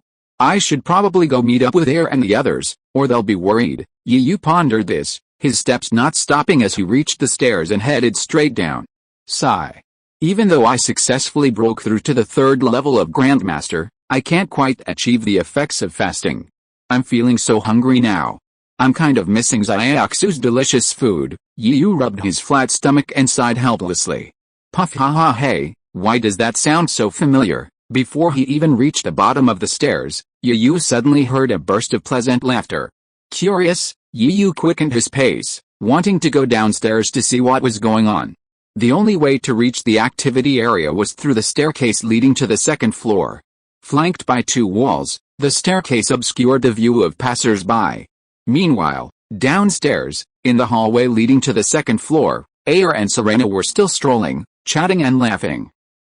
Air, so we're rivals from now on. Well, then, let's push each other forward and make progress together. Serena and Air, hand in hand, were about to cross the staircase to the activity area when a figure suddenly appeared, startling both of them.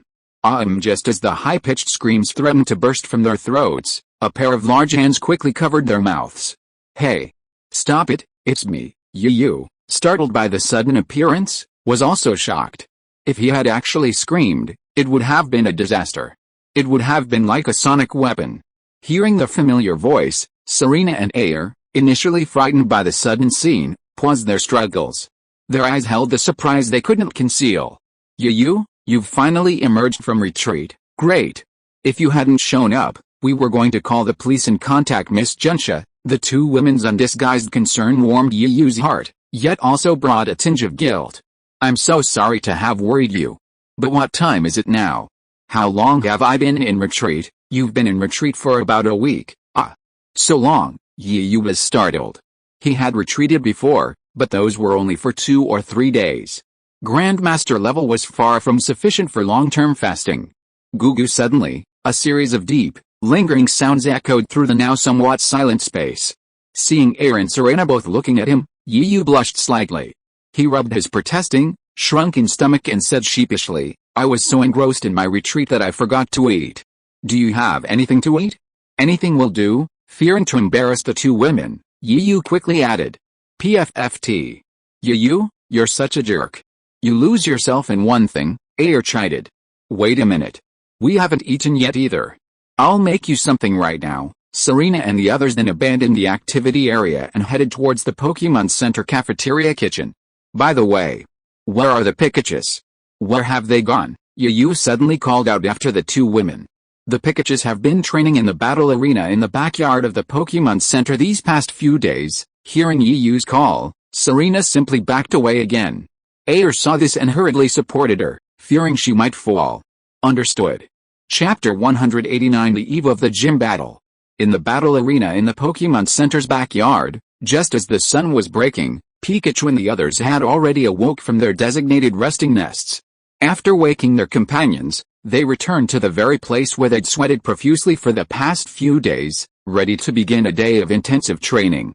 Yu's Pokémon said that as long as their masters stayed home, they would continue their training, accompanying them in their growth. Pikachu in the arena, two Pikachus, their tails gleaming metallically, lashed out at each other fiercely. Ding ding dang dang, the sound of metal clashing echoed, accompanied by the continuous separation of their tails. Lisa Claws elsewhere, Charmeleon and Crawl were engaged in a battle, where white shadows of claws and claws flickered in the air. It was a battle of strength against strength, flesh against flesh. Above them, the flying-type Pokémon, Buzzbot and Rocket, battled it out. They chased each other, leaving long white streaks in the air. Sometimes they touched, sometimes they separated. Arabic numerals of 8 formed continuously in the sky, like strings of delicious candied haws. Yu emerged from the back door of the Pokémon Center and witnessed this scene. As for where the massive Gyarados had gone? Ahem.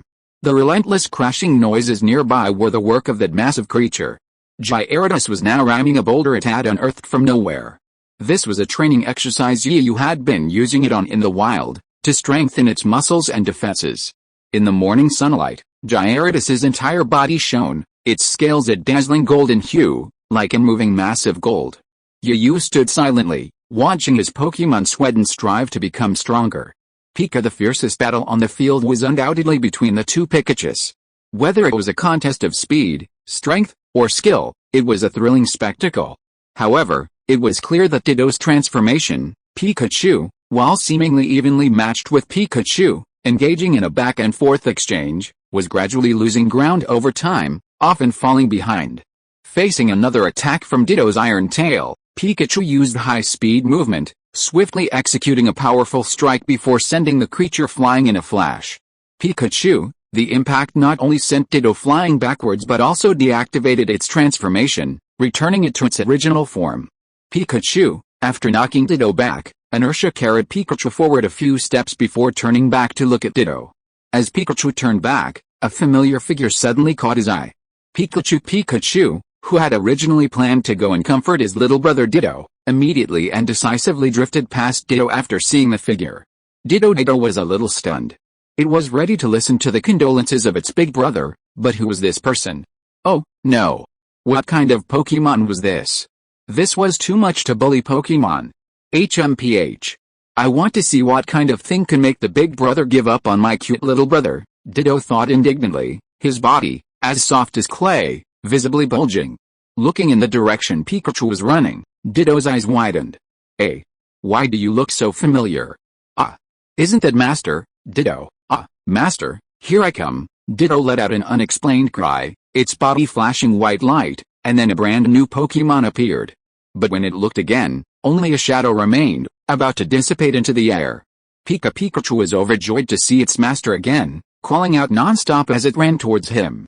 When it was less than 2 meters away from Yu, Pikachu's limbs suddenly contracted, and it leaped up, ready to throw itself into the familiar embrace. Suddenly, a dark shadow flashed by, and a gust of wind blew past it. Pikachu felt its center of gravity shift, and the sky above it darkened in an instant. When it realized what was happening, it saw a pink object in its master's arms. A closer look revealed it. Ouch! Isn't that Ditto, the little brother who just got knocked flying, still sprawled on the ground? But there was no time to think, for the sudden, strange phenomenon had thrown it off balance. Having calculated the distance to embrace him, it lost its judgment. After catching a glance with its master, it plummeted headfirst into the mud. Pikachu, are you okay? Yu watched, stunned. Ditto in Yu's arms chuckled, divide Ditto Pika. By then, Pikachu realized that all this was Ditto's fault. It had transformed into a Dragonite to be the first to reach its master's embrace, only to revert back to its original form as it neared Yu, slipping smoothly into his embrace. He glared at Ditto with blazing eyes, the electric sacs on his cheeks flickering faintly. Sensing something was amiss, Yu quickly intervened, holding Ditto in one hand and Pikachu in the other. Alright, Pikachu, stop being angry. You're the boss, so show some dignity. And Ditto, stop smirking and apologize to Pikachu. Ditto, knowing he'd gone too far, Ditto glanced at his master, then back at his boss, finally bowing his head and apologizing. The commotion immediately attracted the other Pokemon. The most aggressive of them all was Buzzbit. After all, according to the time, Buzzbit was still a juvenile, though still capable of fighting. Buzzbit, haha, okay, alright, stop Buzzbit, it's itchy. For the rest of the day, the Pokemon stopped training altogether and simply played around Yu. Time, which had once seemed so slow, slipped away unnoticed amidst their playful play. By then, Air's breakfast was ready. Yu has breakfast ready, Yu called out from Serena's backyard. Okay, Yu responded loudly, then looked at the Pokemon and said, let's go eat. We'll have more energy for the gym match after we eat. If you are listening to this novel on a channel other than Fanfic World, it means it was downloaded and re-uploaded without effort. We warmly invite you to visit our channel, Fanfic World. There you will find the original version of this story and many other novels of various genres. We look forward to seeing you dive into a world of incredible novels. Chapter 190, Challenging the Mire Gym. As the representative city of the Kalos region, Mire's status is undeniable. And Mire's iconic structure, the Crystal Tower, is more than just a gym, it's also open to the public. During holidays, it draws crowds of tourists. Residents of the city, as well as those from other cities and regions, come specifically to admire the sweeping, bustling scenery from the Crystal Tower, known as the tallest and most majestic structure.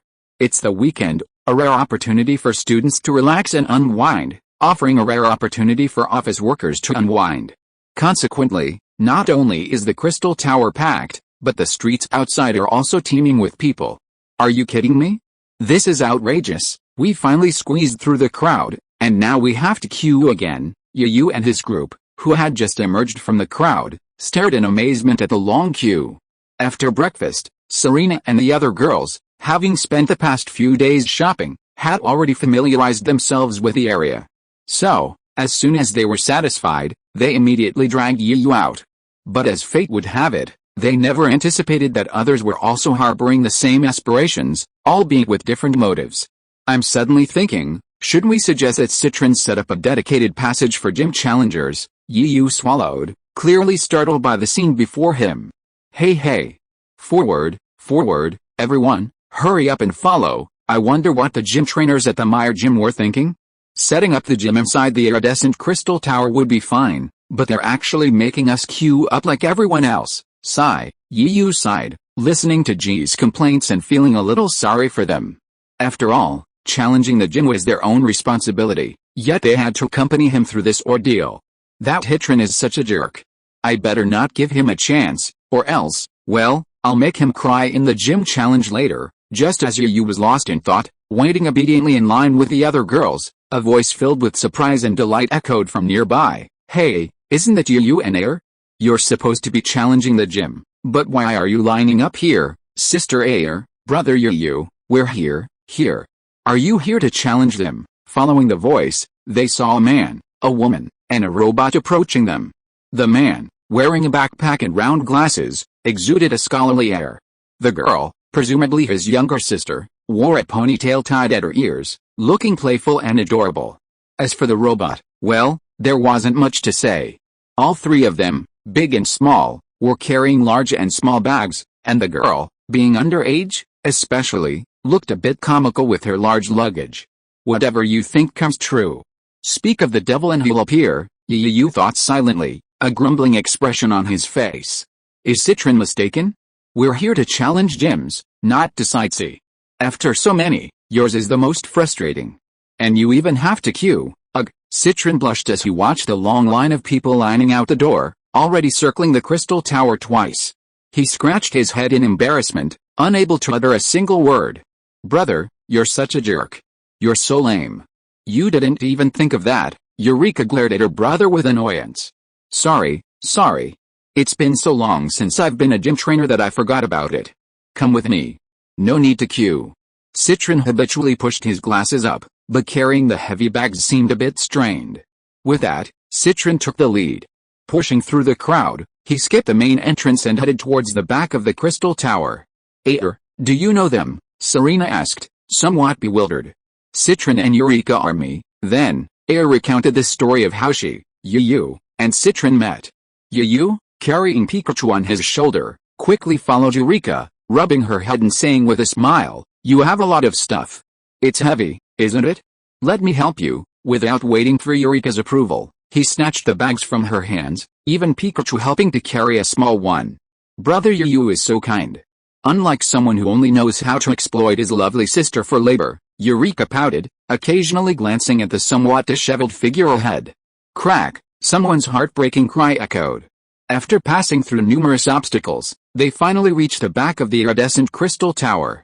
Wait, looking at this technological-looking wall, everyone's hearts were filled with curiosity, puzzled as to how they were supposed to get to the gym. Seeing his time to showcase his skills had come to an end, Citron couldn't help but push up his reflective glasses and proudly declared, ahem, it's time for science to create the future. Citron engine start. With a flick of his hand on the straps of his equally high-tech backpack, a robotic arm, resembling the tail of a long-tailed monster, emerged from the back.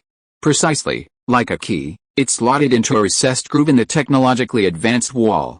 After a few rotations, the store automatically opened. Wow!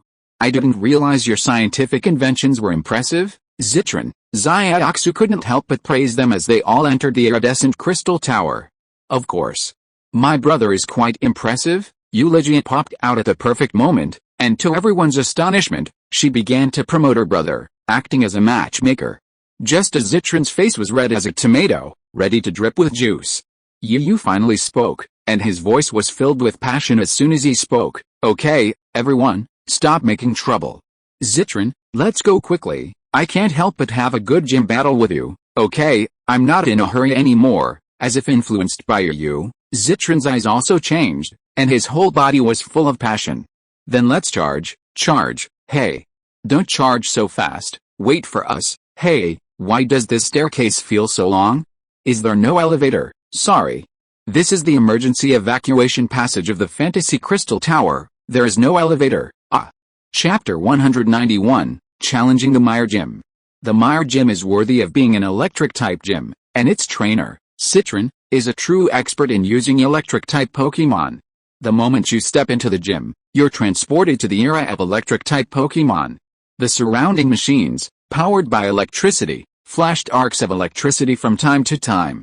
The pale yellow glow imbued the gym with an indescribable charm. Meanwhile, on one side of the battlefield, Citron bowed slightly and gave a gentlemanly greeting. Welcome everyone to the Meyer Gym.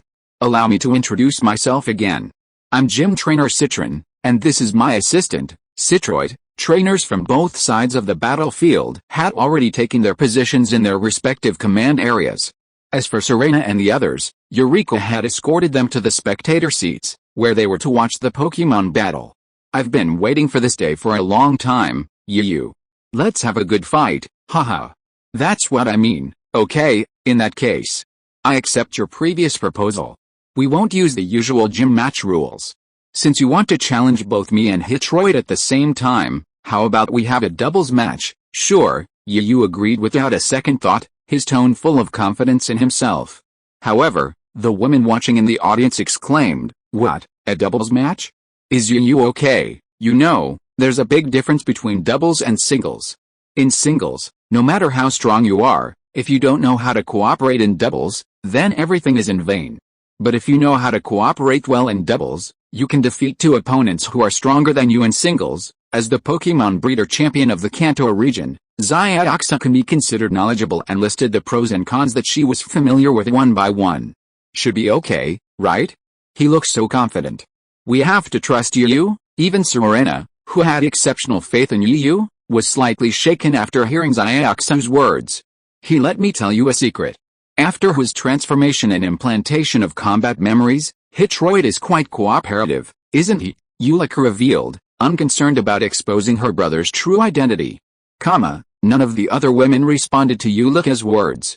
Instead, their worried gazes were fixed on Yu, who still wore a confident smile. This battle was likely to be difficult. It wasn't just a one-on-one duel. Hitroid, we're ready to attack. This is our first time fighting side by side, Hitron called to the robot Hitroid standing nearby. Lord Hitron, it's an honor to fight alongside you, Hitroid bowed. A robot isn't just mechanical. Hitroid's courtesy was incredibly considerate. Haha, come on, let's go. Haha, we must have a good fight today. Yu laughed loudly, and a Pokeball quietly appeared in his hand. As the host, I'll send out my Pokemon first. A Pokeball also appeared in Hitron's hand, and he threw it out. Come out, Photonic Flycatcher, go, Magnetron, Photonic Triple. The two Pokemon appeared, not with earth-shattering roars, but with ordinary calls.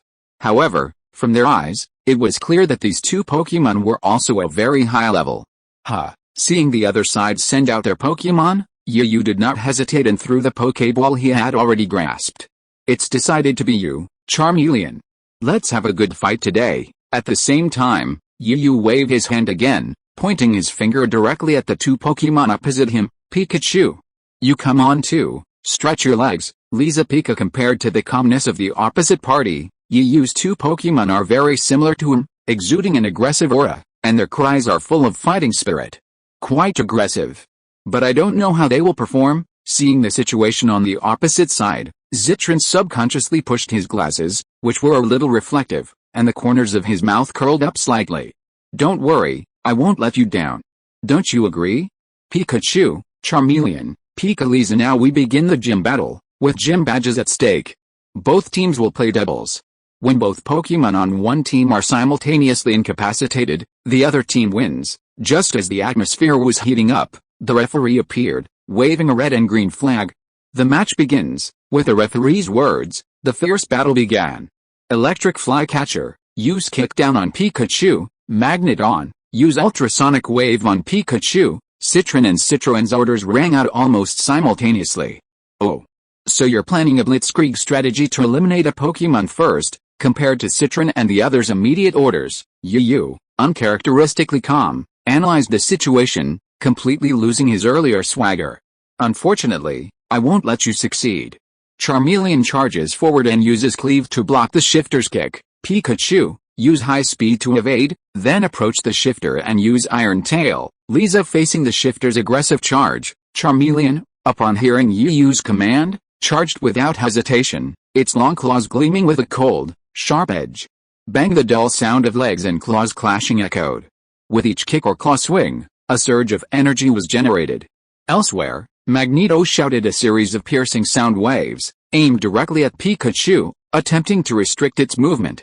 However, while the sound spread quickly, Pikachu's speed was even greater, leaving a trail of afterimages as he leaped forward. It's worth noting that upon learning the gym battle would be a doubles match, Yu, seeing no advantage, removed the weights from Pikachu and Charmeleon before they even entered the fray. Therefore, while Pikachu wasn't incredibly fast, its abilities, combined with its speed, left a trail of afterimages. For a robot, Hitroit's reflexes were remarkably quick.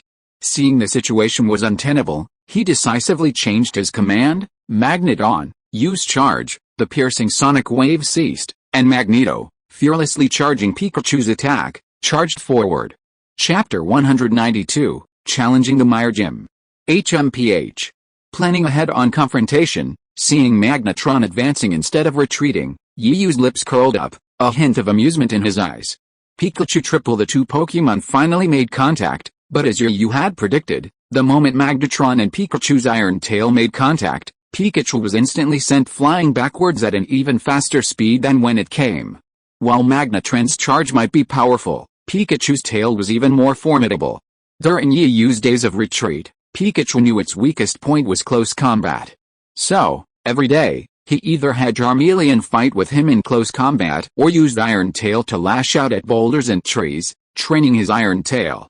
Pikachu's efforts proved to be worthwhile, as Magnetron, after being lashed out, even did several 360-degree spins in the air. Without giving the opponent time to react, before Yuyu could even give the order, Pikachu had already seized the opportunity and charged forward with a lightning strike. We've been waiting for this moment. Magnetron, block it with your headbutt. After Hitroit gave the order, just as Pikachu was about to collide with a still spinning Magnetron with a lightning strike, Magnetron suddenly stopped spinning. Its three eyes were filled with determination, and its eyes and brow furrowed together. Its entire body tilted upward, and then it crashed directly into Pikachu. Because Magnetron was suspended, and Pikachu had leaped from below to attack Magnetron, even with the advantage of the terrain, Pikachu's strength was superior to Magnetron's, but without a foothold, Pikachu and Magnetron fell backwards after a short moment of contact. Not good, Yu thought to himself. He had wanted to speak out to stop Pikachu's pursuit, but he was a step too late. He could only watch helplessly as Pikachu fell into Citroen's trap. But Pikachu, true to its nature, fell backwards, and as it did, it hastily condensed a lightning ball and flung it at the swooping Pokémon. While the lightning ball was flung out, it was clear its power was not great, likely intended to block Magneto's attack. With this block, Magneto's attack paused slightly, and in that instant, Pikachu landed safely and used Shadow Clone to successfully avoid Magneto's attack range. Elsewhere, the battle between Charmeleon and Charmeleon was fierce, with claws and kicks clashing and even tangling. Compared to Yuyu's multitasking commanding two Pokemon simultaneously, Citroen and Citroen, he had every advantage. Not only did he not have to multitask, he was even commanding one-on-one. While Yuyu's attention was distracted by Citroen and Magnetron, Citroen habitually pushed up his reflective glasses and hummed with pride. Fodden, step back and use Whirlwind Blade. Fodden Riza. Upon hearing his master's command, Citroen decisively abandoned his fight with Charmeleon. Citroen's retreat irritated Charmeleon. I haven't even had enough fight yet, and you're just giving up and running away. Where's my dignity? Charmeleon roared in anger and took off after him. But Citroen, a gym trainer's Pokemon, was undoubtedly well trained. As he retreated, keeping distance from Charmeleon, wind blades formed around him. With a wave of his hand, brilliant wind blades shot out like arrows, piercing the air with a thud as they pierced Charmeleon's body. Facing the oncoming whirlwind blades, Charmeleon was remarkably agile. While running in pursuit, his claws simultaneously emitted white light, snagging at the relentless onslaught of whirlwind blades. As expected of Yuyu's Charmeleon, you're quite capable. But how much longer can you hold out? As Hitron had anticipated, even the most formidable person or Pokemon would eventually reach exhaustion. Charmeleon faced precisely this situation. After continuously lashing out with his claws at the intense force, he finally found a moment to breathe. Taking advantage of the gap between Charmeleon's exhaustion and its regeneration, several whirlwind blades lashed out, piercing Charmeleon's body. A pained and furious cry emanated from Charmeleon's mouth, and his eyes blazed as he glared intently at the fiberglass foil, who was watching him intently. Damn it. We can't use this one-by-one strategy. We're going to lose sooner or later. Yi Yu had finally recovered from Charmeleon's roar. He watched Magnetron and Tridon, already repositioned and preparing to attack once more, as they readjusted their positions. Then, looking at his own two Pokémon, who were already breathing slightly, Yi Yu's brow furrowed, but soon relaxed again. Here's what we'll do. Charmeleon will use Smoke, Pikachu will use Speed Move, and then use Lightning Ball to wait for an opportunity to attack. Charmeleon took a breath, then glanced back at his master, then exchanged glances with Pikachu and nodded slightly. A plume of black smoke drifted out from Charmeleon, eventually covering half the battlefield before the other side could react, completely obscuring Pikachu and Charmeleon. The darkness was so thick that the opponent couldn't see him, but Charmeleon couldn't see him either. So for a moment, the battlefield reached a stalemate. But was this all Yi Yu's plan? At some point, the black fog, which originally covered only half of the battlefield, had already enveloped Magnetron and Triple Magneton. Alright, now it's fair. Pikachu, you mean to play to our strengths? Pikachu's incomprehensible cry was heard from the black fog. But from the curled corners of Yi Yu's mouth, one could see his inner pride at the moment. Very good. Charmeleon, cooperate with Pikachu with all your strengths and follow its command. In the black fog, if one had a pair of X-ray vision, one would be able to clearly see Pikachu's little nose constantly moving. And the position it was in was something that neither the two opposing Pokémon nor the two gym trainers would have expected. Chapter 193, Challenging the Mire Gym. Pikachu, perched on Charmeleon's back, leaned forward slightly, its snout twitching as it tried to determine the enemy's position. That's right, it was perched on Charmeleon's back.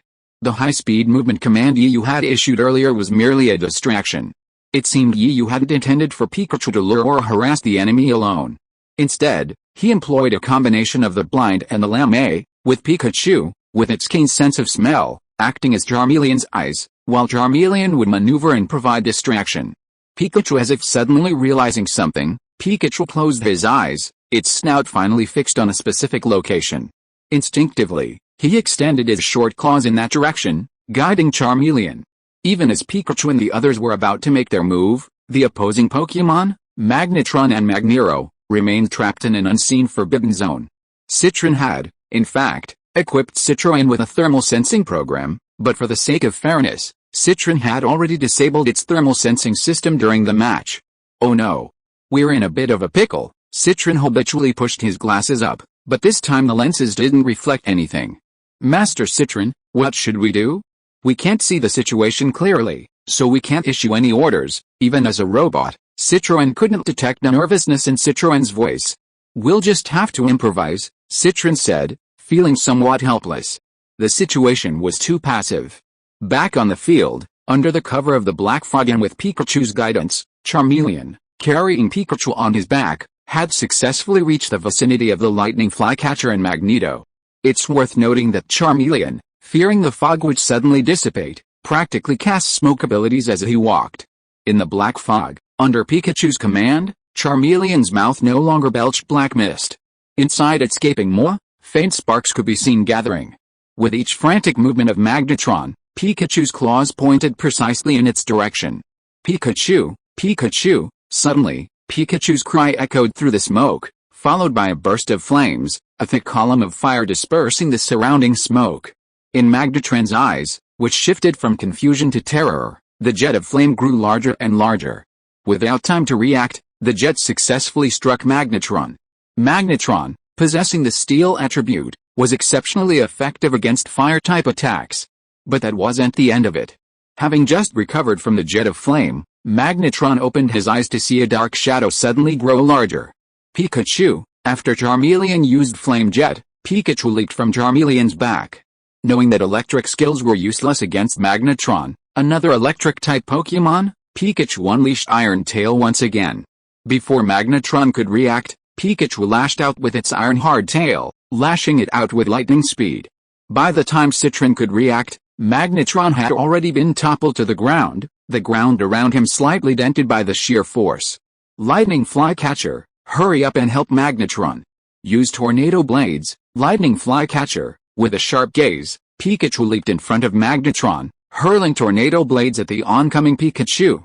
Bang, bang, a barrage of whirlwind blades slammed precisely into Pikachu's path, forcing him to brake sharply and swerve to avoid the blows. However, this delay stalled Pikachu, giving the opposing Magneto a chance to catch his breath. I have to say, Yiyu, you're quite skilled. That's astonishing. But we won't give up just yet. Charmeleon uses 100,000 volts on Charmeleon, Magneto uses a triple attack on Pikachu, you'll be even more surprised. Charmeleon uses smoke again, and Pikachu uses teleport. Teleport? What's that? Citraet, check. Citraet froze at Yiyu's command, subconsciously turning to Citraet beside him. Teleport, check. Citraet had equipped Citraet with an advanced search program, so upon hearing Citroen's command, he too began searching. As data streamed through Hitroit's mind, it filtered and deleted information. If Hitroit weren't a robot, its expression would have been one of bewilderment. Ling.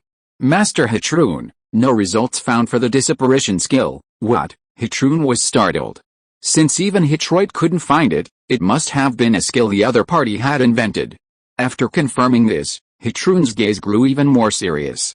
Just as Hitrun and his companions were struggling with the supposed disapparition skill, Charmeleon's interference caused smoke to quickly envelop Charmeleon and Pikachu, attempting to once again blind Magnetron and the others. It's no use. Yiyu, I've already cracked your trick. Lightning Flying Lizard, use Flash, then 10,000 volts. Instantly, a dazzling light emanated from the Lightning Flying Lizard's body, dispersing most of the smoke and revealing the scene within. Seeing this, Magneto and Lizard unleashed their skills without hesitation. However, Yiyu had already issued a countermeasure. Pikachu had already stood in front of Charmeleon, its spring-like tail inserted into the ground. Charmeleon, standing behind him, launched a vortex of flames at Magneto. When, seeing this scene, Hitrun's face darkened.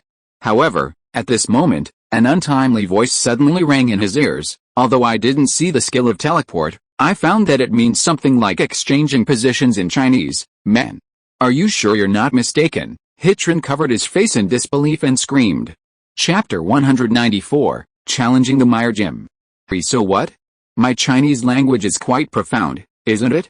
You've only just realized it now, but it's already too late. Yiyu smiled triumphantly. As Yiyu finished his words, the fiberglass unleashed its 100,000 volt attack, mercilessly striking Pikachu. However, Citron's face was utterly scowled. Against a fellow electric-type Pokémon, even an electric-type move, while still causing some damage, was minimal. Furthermore, to be on the safe side, Pikachu had inserted its tail into the ground, creating a lightning rod. While the 100,000 volt attack did cause some damage to Pikachu, what was that expression on his face? He looked so completely absorbed in it. It turned out that the 100,000 volt attack had successfully activated Pikachu's charging ability. Through the immense current of 100,000 volts, he continuously absorbed the energy and converted it into his own. Elsewhere, just as Pikachu took the 100,000 volt attack from the Philipod, Charmeleon also moved, blasting an even thicker column of fire from its nose towards Magneto. At this point, the triple attack arrived, colliding mid-air with Charmeleon's. Initially, the two were evenly matched, with a double attack propelling them forward, followed by a vortex of flames. For a moment, they were in a stalemate again. No, this won't work. They're a bit tough. Yiyu frowned, then, as if suddenly struck by something, forced himself to suppress his annoyance and carefully survey the situation. 3 electric-type Pokémon, 1 fire-type Pokémon. 3 Pokémon, 1 Pokémon. 3, 1. 3, 1, Yiyu muttered softly as his gaze shifted. Similarly, Citron and Citroen on the other side were lost in thought, observing the stalemate. For a moment, the entire gym, save for the still stalemated skill match on the battlefield, was eerily silent. Even the women watching in the audience held their breath, terrified that a single shout or breath would disrupt the tense battle. Yiyu finally recovered, his brows gradually softening. Pikachu used Electric Ball on Magnetron. Charmeleon used Smoke to hide. Pikachu apparently, thanks to the 100,000 volt blast from the photonic flycatcher, Pikachu was now even more energetic. His tail glowed white, rapidly transforming into steel, and he severed the 100,000 volt blast still striking him. Without giving the other party a chance to react, Pikachu ran to rejoin the Dinobot, hurling the electric balls condensing from his tail at Magnetron. This gave Charmeleon a chance to catch his breath, allowing him to use smoke to retreat. Damn it! Yu and the others are so formidable. By the time Citron reacted, Pikachu and Charmeleon had already dived into the smoke again. This is so annoying. There's no way we can fight like this. Citron tugged at his hair in frustration. Their current situation made him both irritated and passive. But he couldn't say anything. Gym tournaments were like this: as long as you didn't use illegal means to win, then no matter what method you used, as long as you eliminated the opponent's Pokémon, you would be the ultimate victor. Lord Citron, don't overthink it. Let's just go for it. Forget about those tactics. If we keep going this way, we'll be led by the nose by the enemy, Citron's electronic voice warned.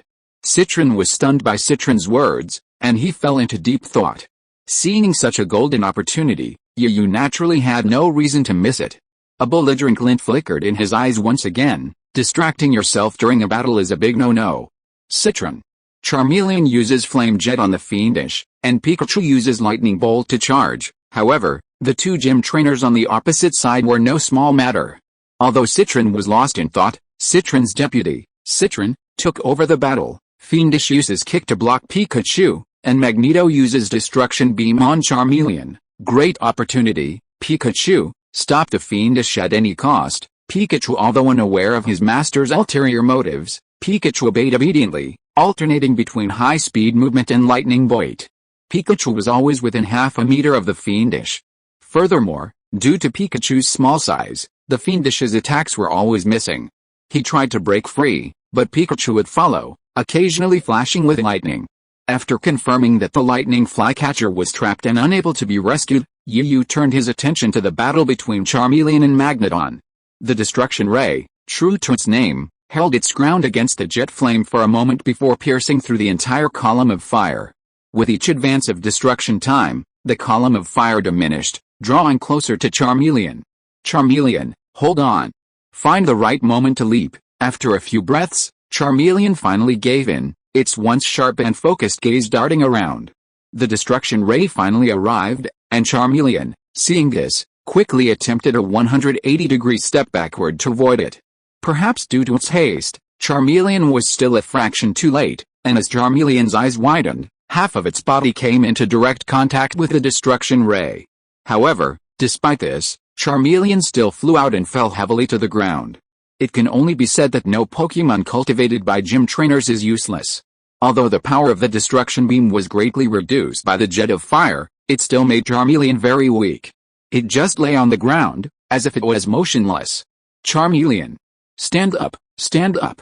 Charmeleon, you can't fall down like this. Seeing what happened on the field, Yu's face was still calm, but he was shouting in his heart. Just when the referee was about to come over and declare that the enemy had lost the ability to fight after checking.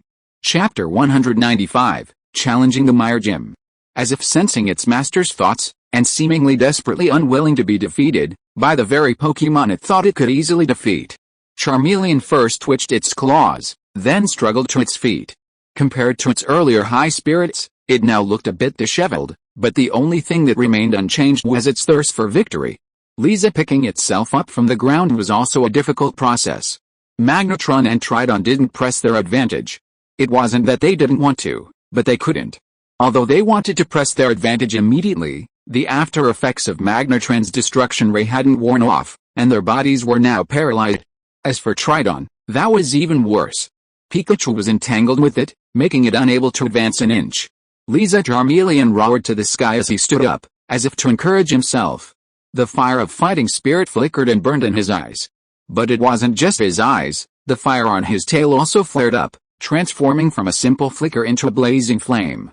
The fierce fire trait, Hitler was startled by the scene before him. Although robots could not emit or sense emotions, he could still sense it from his loud shouting. Haha, it's the fierce fire trait. Arceus, look, Charmeleon has activated the fierce fire trait. In the audience, Serena couldn't help but exclaimed, her eyes full of surprise. Well, it looks like the outcome is still undecided. Charmeleon, with a fierce fire trait, should have the advantage. Air was also very happy.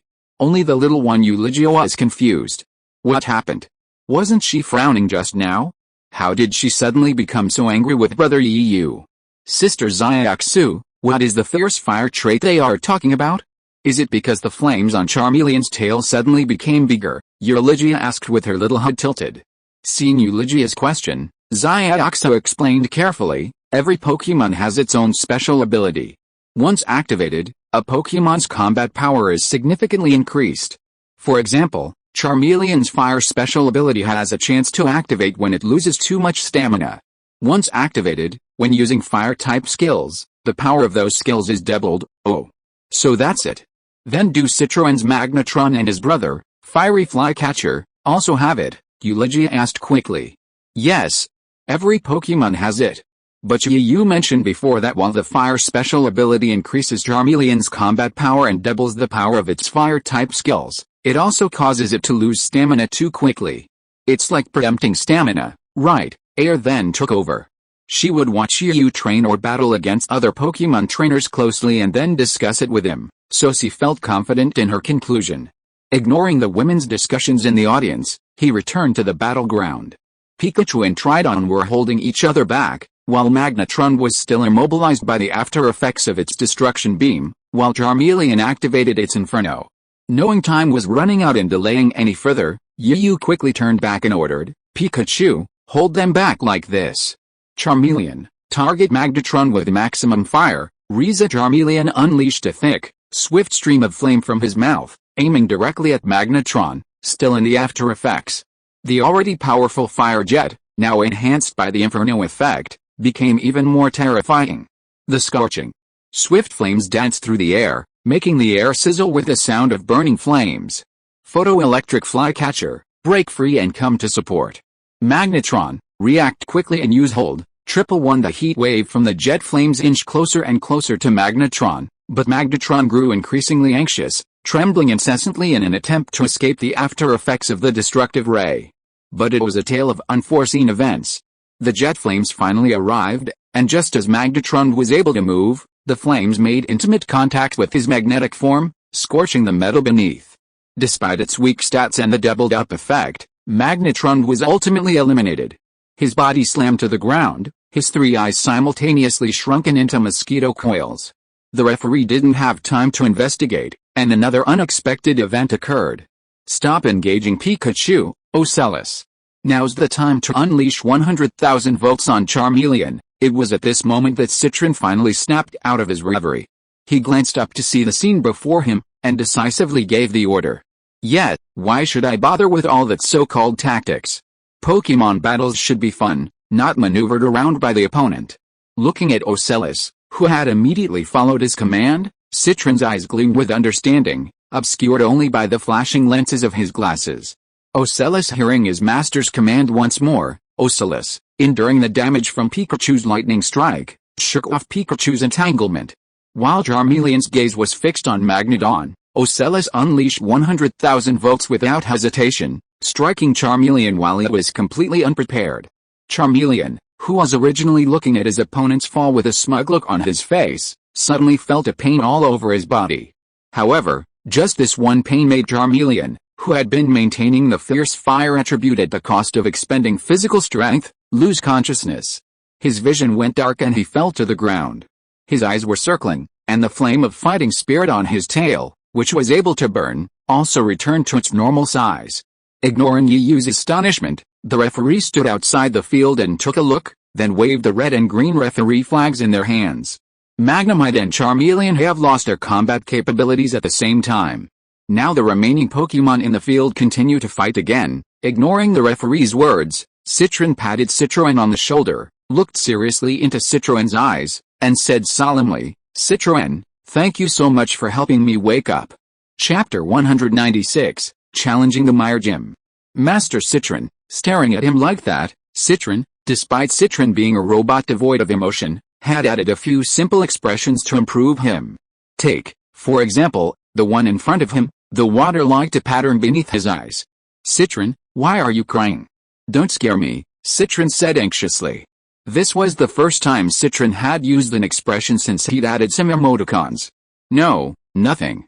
I just suddenly felt a little, searching, touched, right? This is the first time Master Citron has praised me. Citron felt a little embarrassed by what he said. Am I so heartless and unfeeling? Alright, Citron, you can rest and watch from the side. I'll take care of the rest, Citron instructed Citron, then removed his glasses and wiped them with a cloth. After putting them back on, he looked across at Yu and Pikachu, his fighting spirit surging like never before. Yu, although I'm grateful to you, I won't hold back in the next battle. Come on. Let's fight to our heart's content, win or lose. Yu was easily influenced by the atmosphere, and his tone unconsciously took on a heroic tone. I'm the gym trainer of the Mire Gym as the host. I'll give you the opportunity to attack first, then I won't be polite. Pikachu is facing another electric-type Pokémon. In a clash of skills, neither of you can gain an advantage. This battle is about loyalty. Liberty between electric-type Pokémon? Yu first responded to Citron, then fixed his gaze on Pikachu, who was ready to attack on the field, his words full of seriousness. Pikachu responded with a loud and powerful shout, full of fighting spirit. Great, that's the momentum. Pikachu, use Lightning Flash. It hasn't even started yet, and I'm already feeling the excitement. Lightning Flying Lizard, use Whirlwind Blade to block, move quickly to dodge. From the moment the battle began, it became extremely fierce. Whirlwind blades gathered in midair, each one flung out by Lightning Flying Lizard. However, Pikachu was no pushover. Known for its speed, Lightning Flying Lizard easily dodged the incoming Whirlwind blades. No use? In that case, Lightning Flying Lizard, wait until Pikachu gets close before using Stomp. After Citron's order, Lightning Flying Lizard decisively retracted its Whirlwind blade, its gaze fixed intently on Pikachu, which was rapidly approaching. Pika with a long white tail trailing behind it, Pikachu moved its limbs, ready to strike Lightning Flying Lizard with a powerful blow. Instead of retreating, the Philippod moved forward, raising its short, kangaroo-like legs and stomping towards the approaching Pikachu. Pikachu, get out of the way quickly, and then use Iron Tail. Boom, the Philippod's tiny foot landed, shaking the entire battlefield, especially where it landed, causing the ground to crack. This startled Pikachu, who was thankful he dodged quickly, otherwise, that kick would have been enough to turn him into a meat pie. Thinking this, Pikachu moved forward without slowing down. His tail gleamed metallically, like a twisting iron ruler. Let's have a tail-to-tail fight. Philippod uses Dragon Tail and goes head-to-head with Pikachu. Hitron's reaction was impeccable, instantly responding. Lightning, emerald green scales suddenly appeared, covering the Philippod's tail segment by segment. Ding-ding, the collision of Dragon Tail and Iron Tail produced a resounding sound, like the clashing of fine steel. And the air seemed to resonate with a dull hum. The two tails continuously clashed in the air, sometimes resembling two furious whips, sometimes like two razor-sharp swords slashing against each other. The battle was a chaotic scene, a flash of swords and sabers that dazzled the women in the audience. Unable to keep up with the speed of the two Pokémon, they could only barely make out alternating blue and white afterimages. Use Shadow Clone, increase speed, and then use Lightning Flash, Lightning Flycatcher. Use 100,000 volts on the Pikachus around you, ignore Pikachu. Charge with a momentum of victory. Use Lightning Flash continuously, Lightning Flycatcher, don't let Pikachu get close.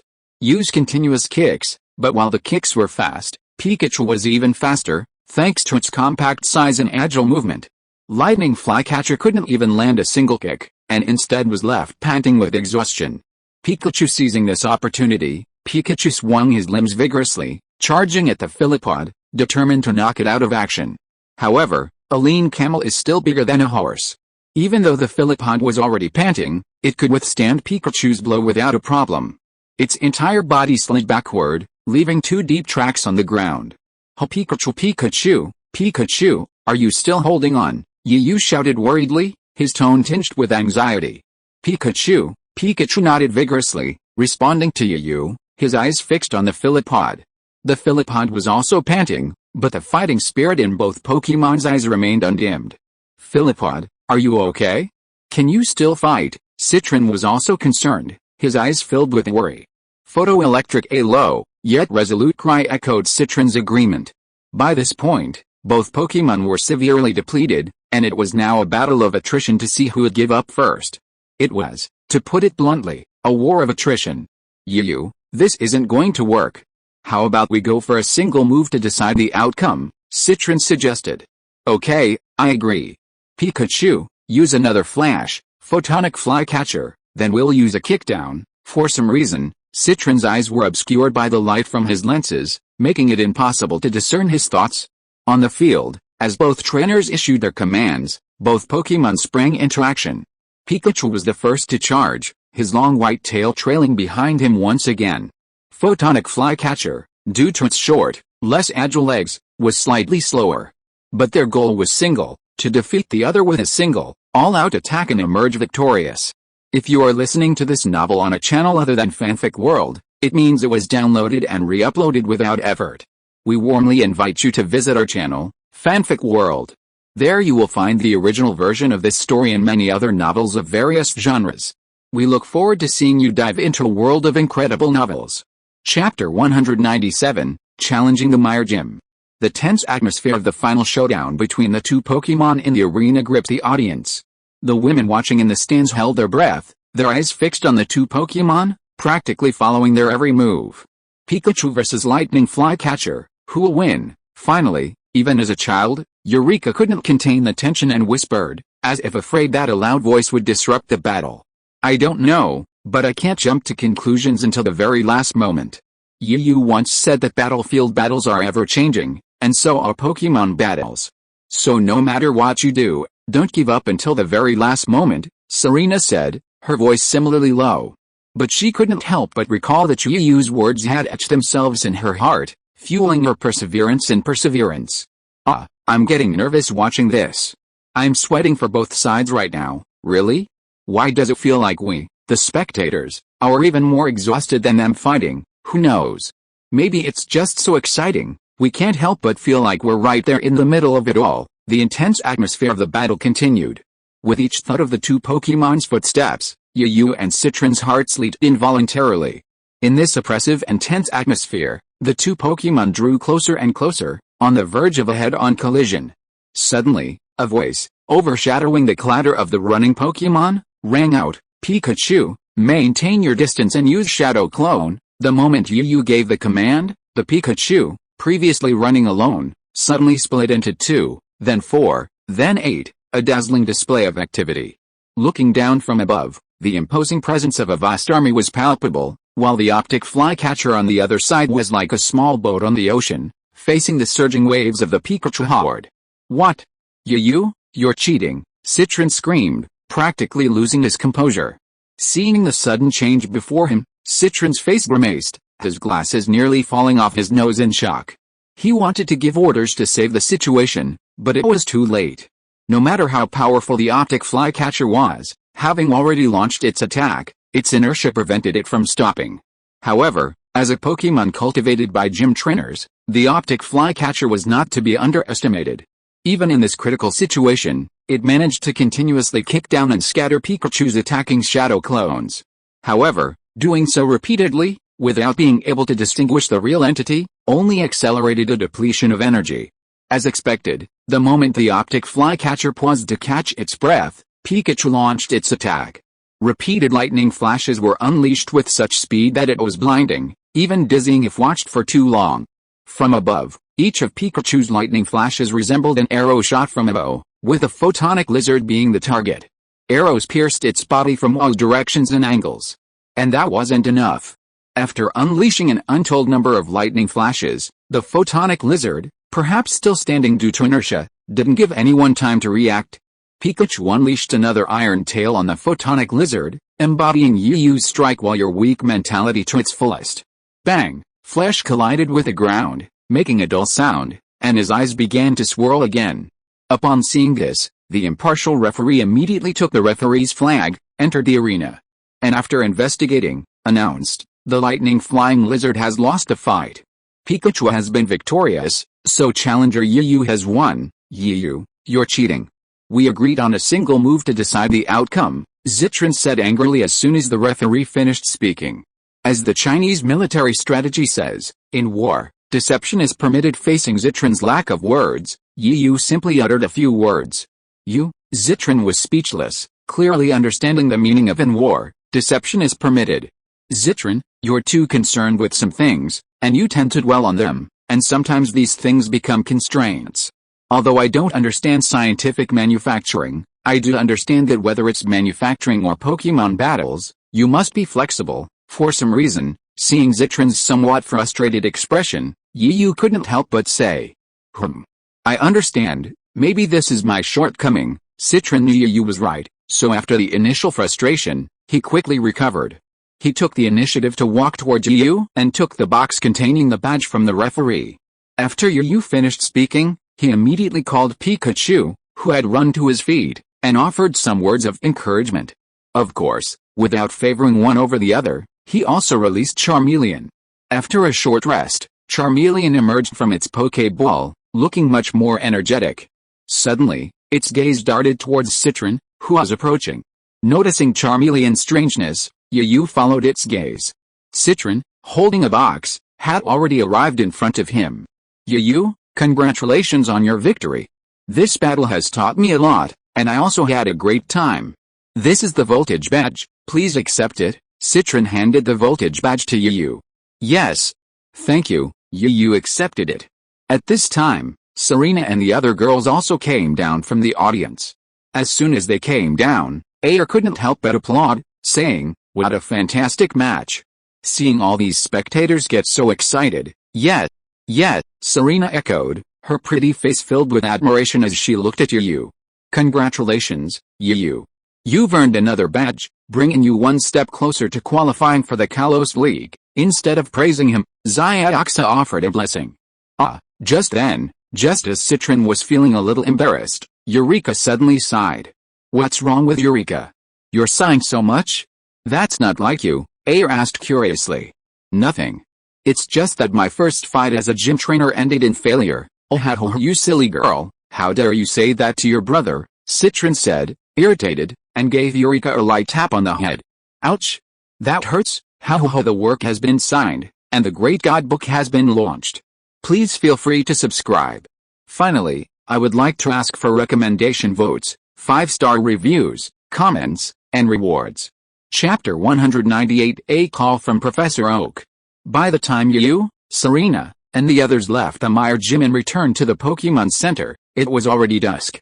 The sun was a vibrant crimson, its light as if robbed of its brilliance, no longer dazzling but soft and bright. It slowly retreated westward, as gentle and tranquil as a pretty young girl. Mire City at dusk was a scene of peace and tranquility. In the square, adults and their children played and frolicked with their Pokemon, their laughter emanating from time to time. On the streets, housewives and elderly women strolled with their beloved Pokemon. Sometimes, if they saw something they liked in a shop, they would go in and chat with the owner. The commercial streets seemed bustling at dusk, with neon signs flickering out from every storefront. Most of the people were students and couples, and even wild Pokemon could be seen. Some wild Pokemon stopped by fruit and vegetable vendors, and the kind vendors and elderly women and men would share some food with them. After a busy day, each flying bird Pokemon flew back to its warm nest to reunite with its family. Everything seemed so harmonious, like a beautiful painting depicting the various aspects of life. Meanwhile, the Red Cross sign at the Pokemon Center had already lit up brightly. The Pokemon Center's door opened, and Yu walked in, heavily laden with bags.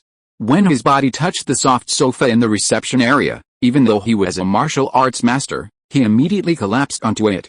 I'm exhausted. I'm never going shopping again. This is more tiring than practicing martial arts or commanding Pokemon in battle. Is it really that serious? That's too much. The three of us girls didn't even complain, and you, a strong man, are complaining, Ayer said angrily, looking at the exhausted Yu. Upon hearing this, Yu immediately became displeased, nodding his head frantically, his tone filled with fear. Of course it's true. You don't understand, this is because I've practiced martial arts since I was a child. If it were any ordinary person, they'd all be dead. That's too much. Serena couldn't help but roll her eyes.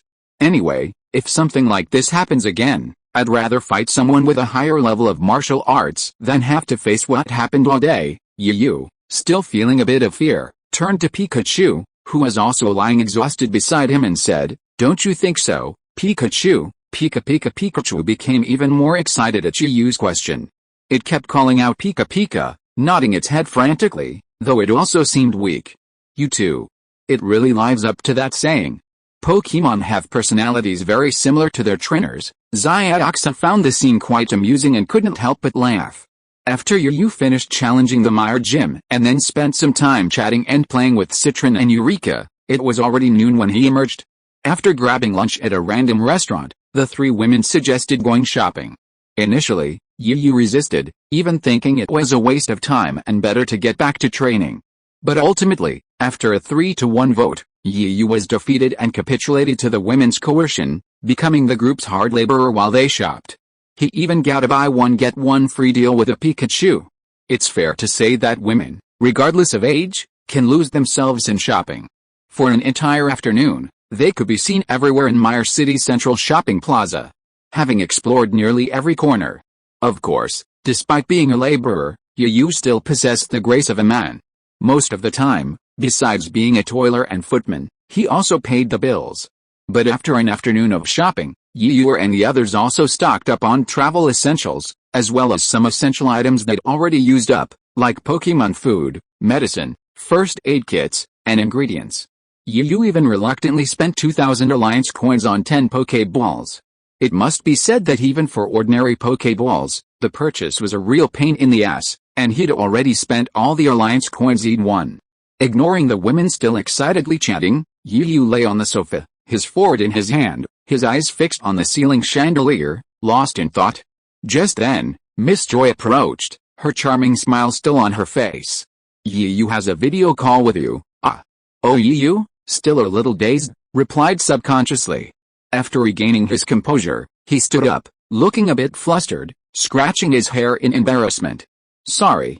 Miss Joy, I'm sorry to have embarrassed you. Pikachu, standing nearby, was startled by Yu's actions and jumped up, looking at Yu with a resentful look in his eyes. It's okay. Miss Joy's words were filled with infinite tenderness, as if they could heal the soul, like a spring breeze. Haha, Yu grinned, finally regaining his composure. Can you video chat with me? I'll be right there. Going, Pikachu. Upon hearing Yu's greeting, Pikachu didn't bother to continue looking at him with resentment and jumped onto Yu's shoulder. Serena, wait here for a moment. I have a video call to check first, Yu said without turning his head as he passed the other women. Pokemon centers are places for trainers to rest and heal their Pokemon. They have buildings in every region and are well equipped.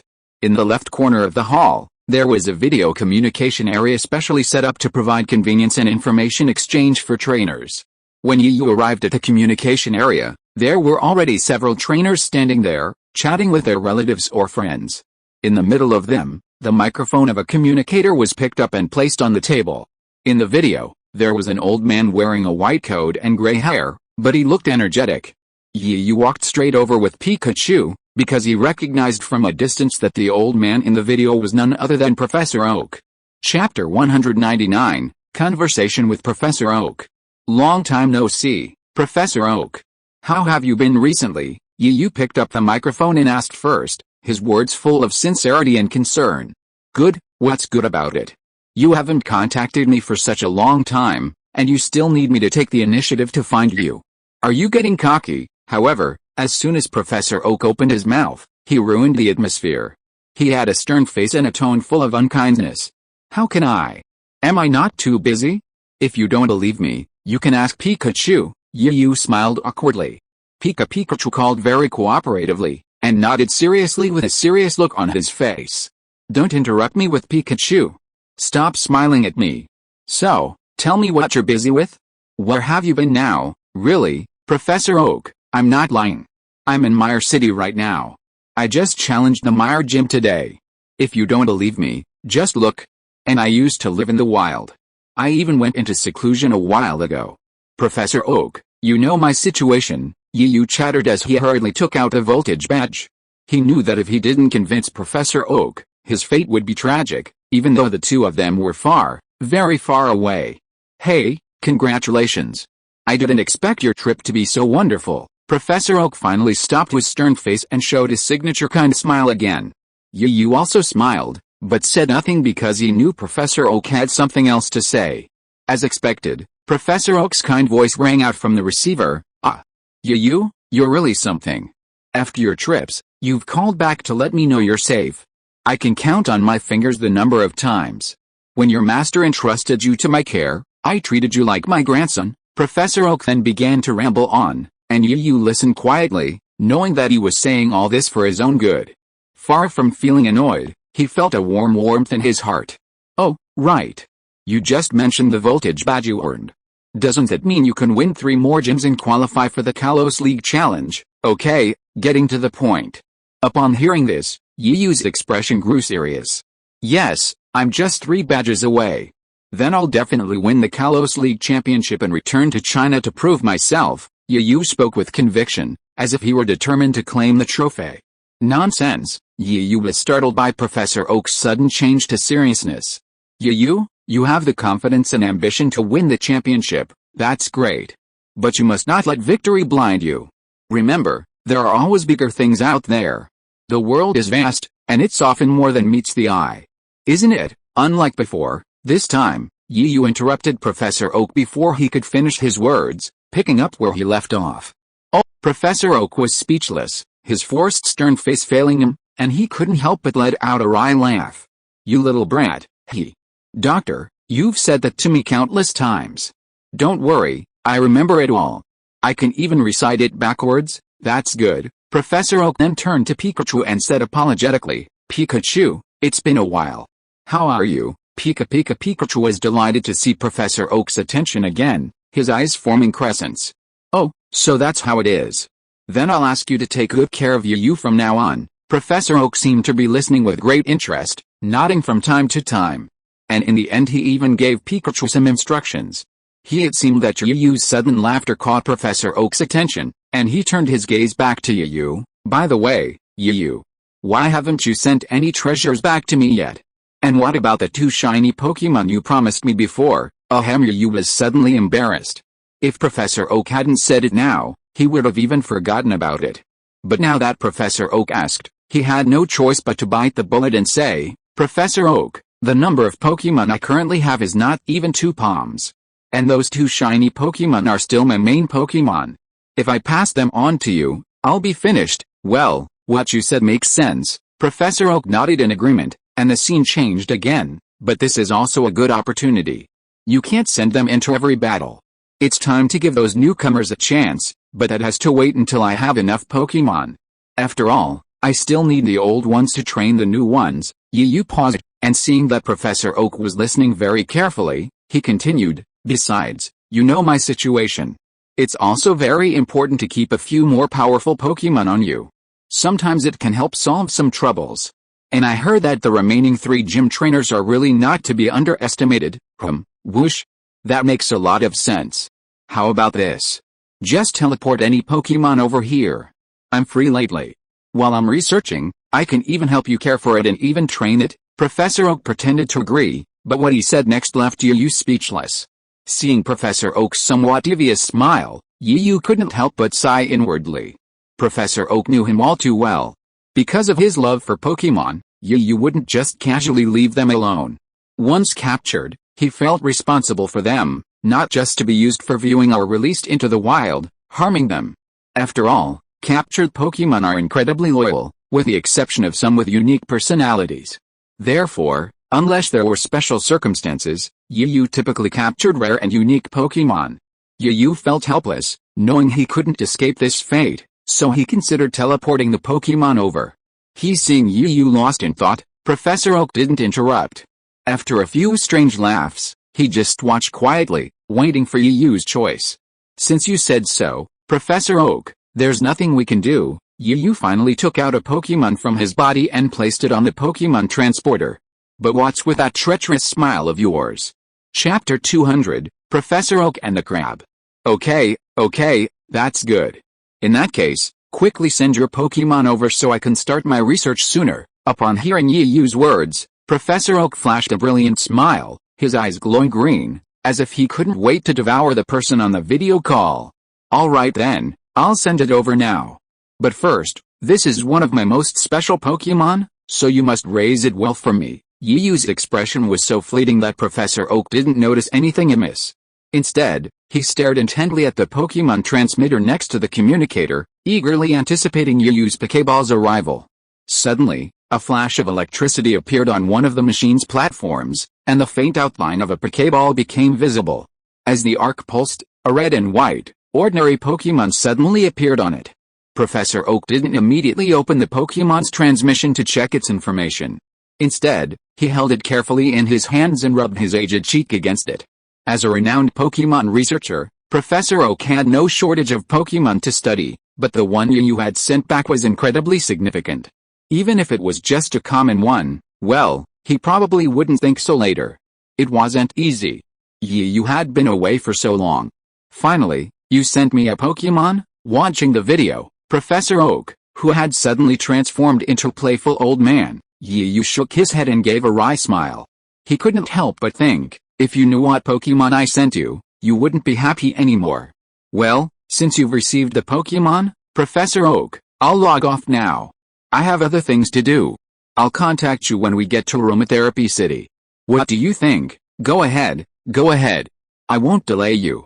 I need to get started on my research too. Professor Oak, still immersed in the joy of receiving the Pokemon from Yu, subconsciously waved Yu away.